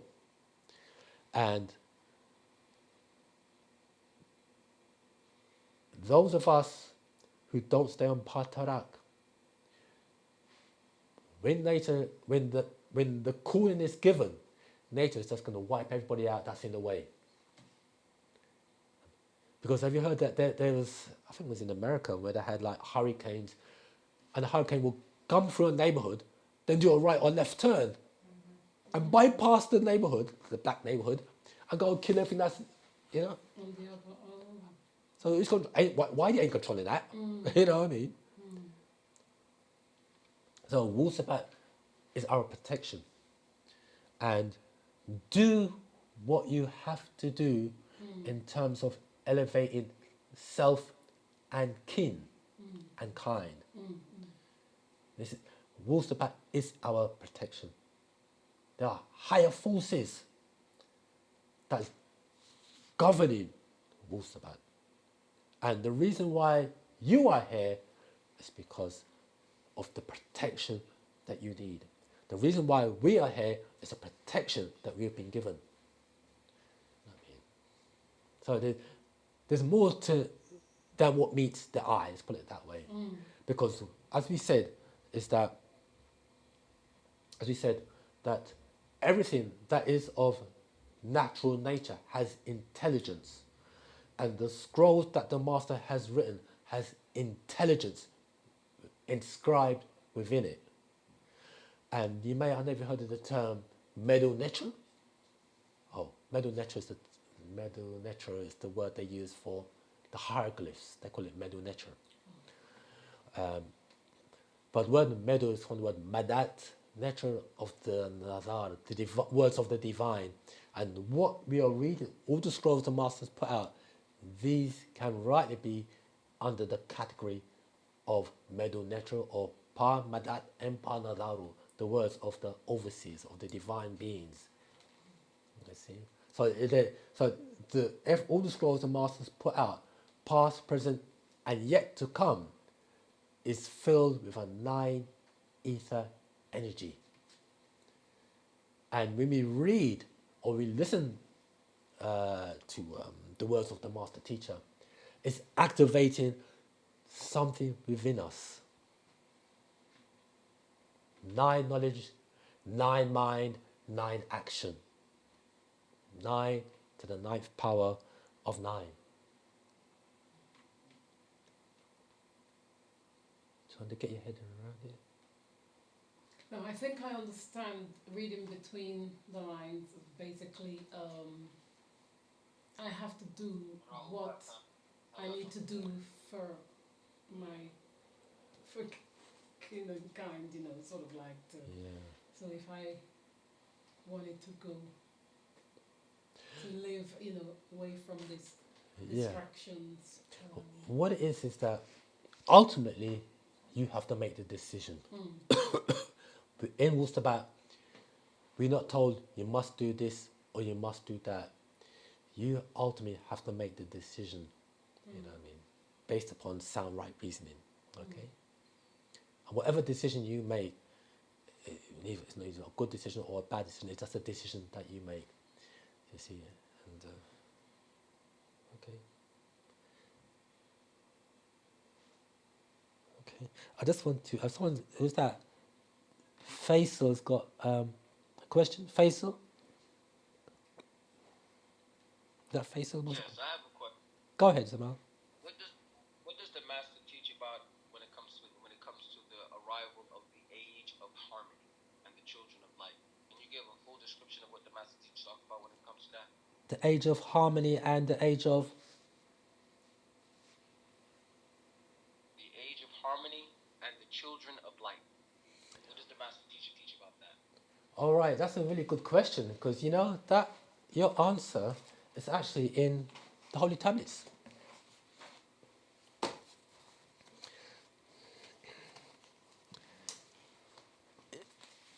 This is, because we did a class on that.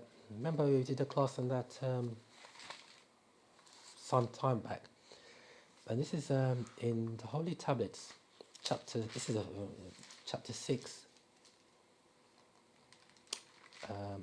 Holy Tablets, chapter 6, tablet 15, and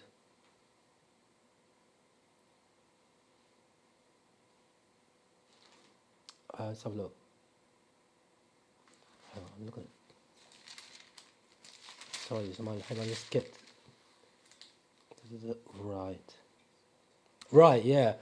The age of harmony and the children of light. Now, for the listening audience, we got to break down certain words the brothers use here, because we got harmony and we got unison. Harmony is like, let's say we have the three notes as an example, F, A, C. And you've got F, which is for the planet, A for the physical body, and C for the cosmos. Okay, F, A, C. And let's say we're all chanting, one group is chanting on F, one group is chanting on A, another group is chanting on C. If we're all chanting those tones, F, A, C, we are in harmony. Then we have unison. Let's say we're all chanting on A. Everybody's chanting on A. That's unison. So there's a difference between harmony and unison.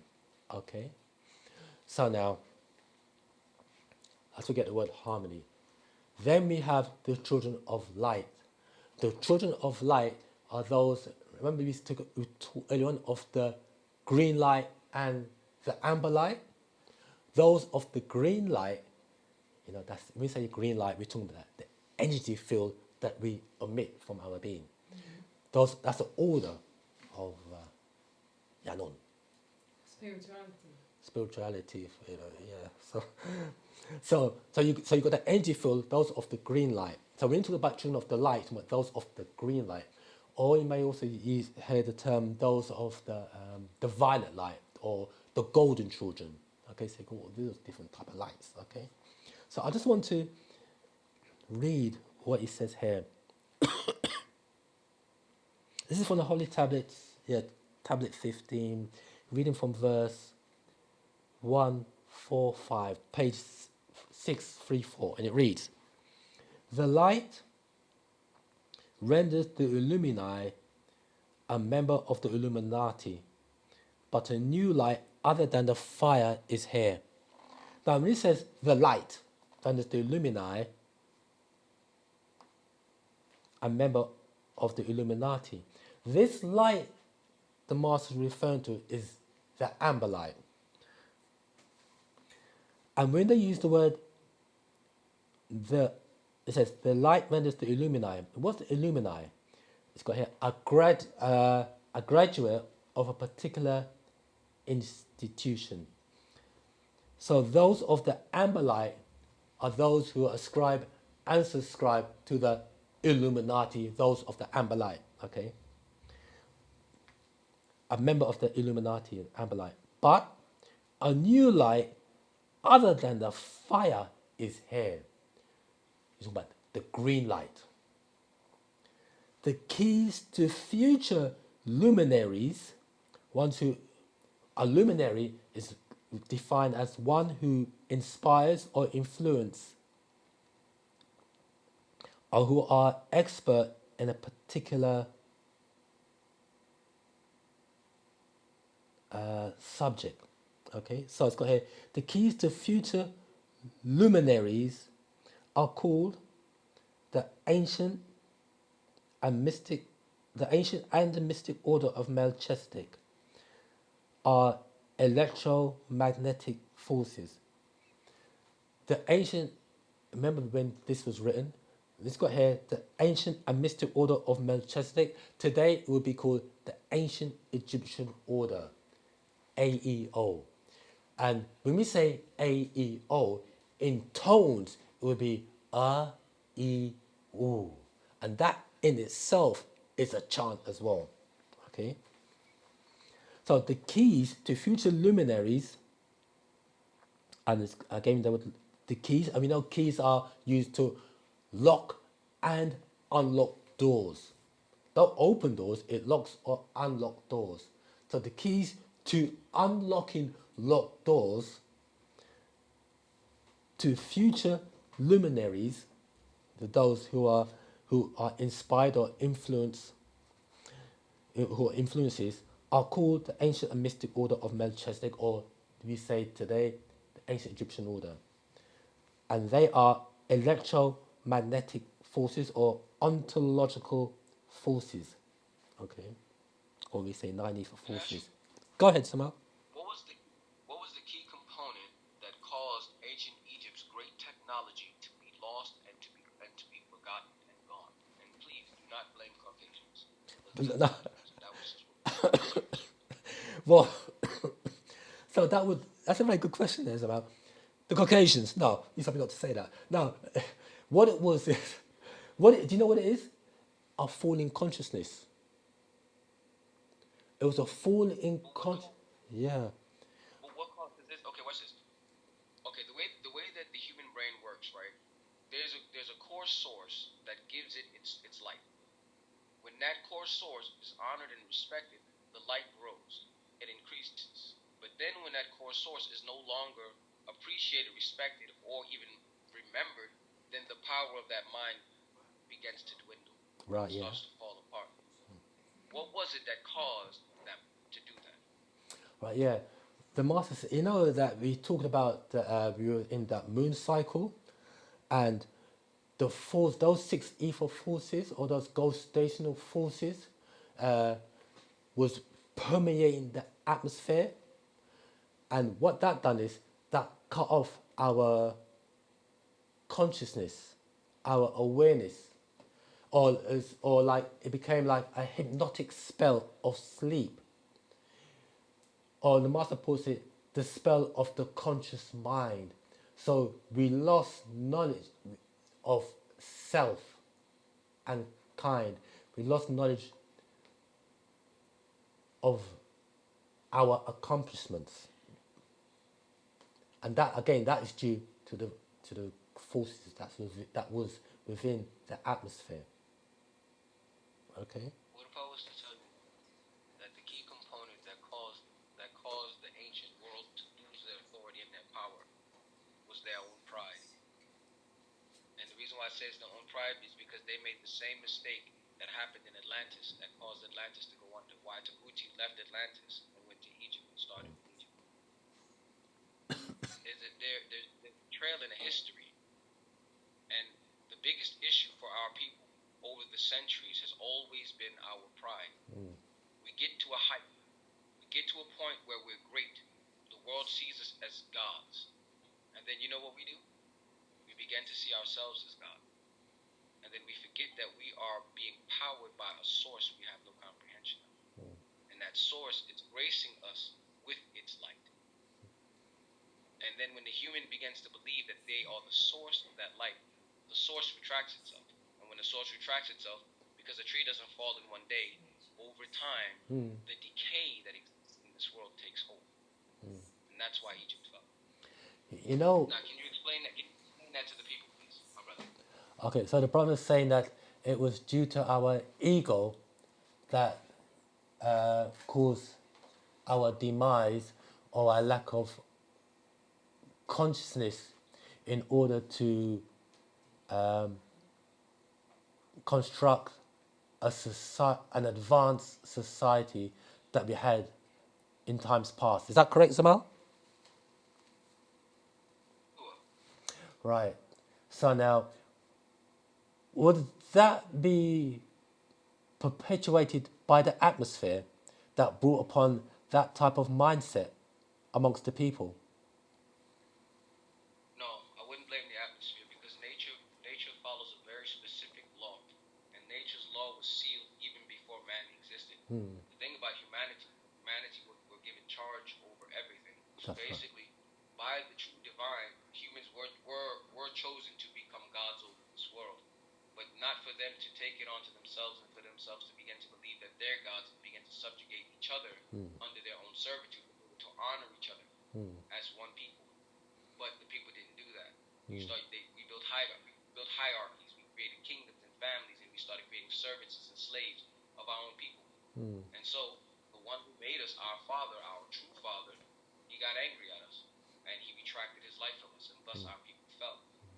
He gave us back a bit, we came back to power, but then guess what we did again? We let our pride get the best of us, so then he allowed the enemy to take us and put us under captivity. The point was to get us back in order. Then our people got back in order, so he began to present us with more information, back out of captivity, then once again our people fell right back into the same. It's been the same cycle. Think about how many people started calling themselves gods without fully understanding what it meant. Yeah. Right before Dr. York got arrested. Think about it. That's the interesting thing. There's a cycle that's always been repeating itself, and the reformer or the one who was chosen to be the translator of the information usually is the one that has to pay the price for that, because in the spiritual realm, he's the one that's held accountable for everybody's soul because he took that position. You know what I'm saying? And it's a pattern that repeats itself continuously. The question is when will the people realize that their true help is in unifying together and working in harmony? Because that's how you were prepared for the age of harmony. That's You right. gotta start now while you're in darkness. Does that make sense? That makes sense. Because this is what we, I know you was on earlier on when we was explaining Partakyud, the all affirmation, when we said that we can succeed as part of the all and fail as an individual. And we also use that term synergy, when two or more forces combine to produce an outcome greater than if done individually. So we're talking about that. But to your statement, Zamal, what about in this day and time and cycle that we're in now, with the technology that we've got, would that aid us in our advancement if we ascribe and subscribe to those principles of harmony and unity? Under one condition, your intentions and your heart's intentions is not to harm and it's not to hate. The thing is that the way that the atmosphere is being transformed as we speak, because there was something that happened that a lot of people don't know yet. I'm not gonna say what it is because I'm not allowed to. What was There it? was something that happened. Okay. Just hear me out. There was something that happened in the cosmos, and this changed everything. So now the entire world is in a transformation. And when the transformation is in its full swing, what's going to be important is going to be what's inside of you, not what you say out your mouth. So that means your true nature is going to reveal itself, and you're not going to be able to stop it. And what this is the harvest, and this is the preparation before the age of the children of light, which is the age of harmony. Yeah. From that age, there's not going to be evil. And not because there's going to be a law against it, but because it's just not going to be wired in the new beings that's going to come about.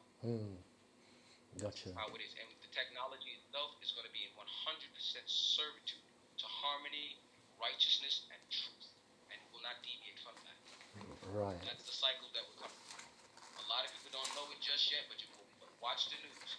Watch how people who's been doing bad things, a lot of people who's been getting away with evil shit, watch how they're going to start getting popped. It's already begun. Yeah. It's already. But then here's the thing, though. In order for the people of this world to be able to enter the new world, they're going to have to adjust their hearts and their mindset. That means you got to love everybody, every human being. It don't matter what color they are. You got to love them like you love yourself. That's the rule of this new era coming in. And you have to love the Almighty more as the highest. This is a new era that's coming because even Pops never denied the Almighty. The Almighty was denied by different disciples of Pops. Yeah. And this is another mistake that our people have done over the time. If you pay attention, Doc always kept the Star of David by his side 24/7. There's a reason. Yeah. Okay, Samal. Pay attention. So Samal, we've been given the landlord's telling us the time is up. Time is now. Yeah. You know. The time, what time is it? The time is for us to get is to clean up our hearts. Yeah. What you want to do, you want to go through your own self. Don't look at other people. Don't judge other people, but reflect on the inside and dig deep in the caverns of your own heart and find your own darknesses and clean yourself of that. That's right. You know what I'm saying? Because if you clean yourself of your own darkness, then you're going to start to shine. It's not going to be about what you say. It's just going to be a natural conduct of who you are as a person. You're not going to have to glorify yourself. You're not going to have to tell people that you're God, because people are going to see the light of God shining through you. And then they're going to want to figure out how did you do it? They're going to come and ask you. Not you going and telling, not you going and preaching, not you going and evangelizing. That time is over. Yeah. Now, this going on, it's all about people questioning themselves. Yeah. You know what I'm saying? Okay. That makes sense to me. That makes sense, Samal. Basically, before you close, you're just saying is that we are in a day, time, and cycle of a shuk, divine, unconditional love.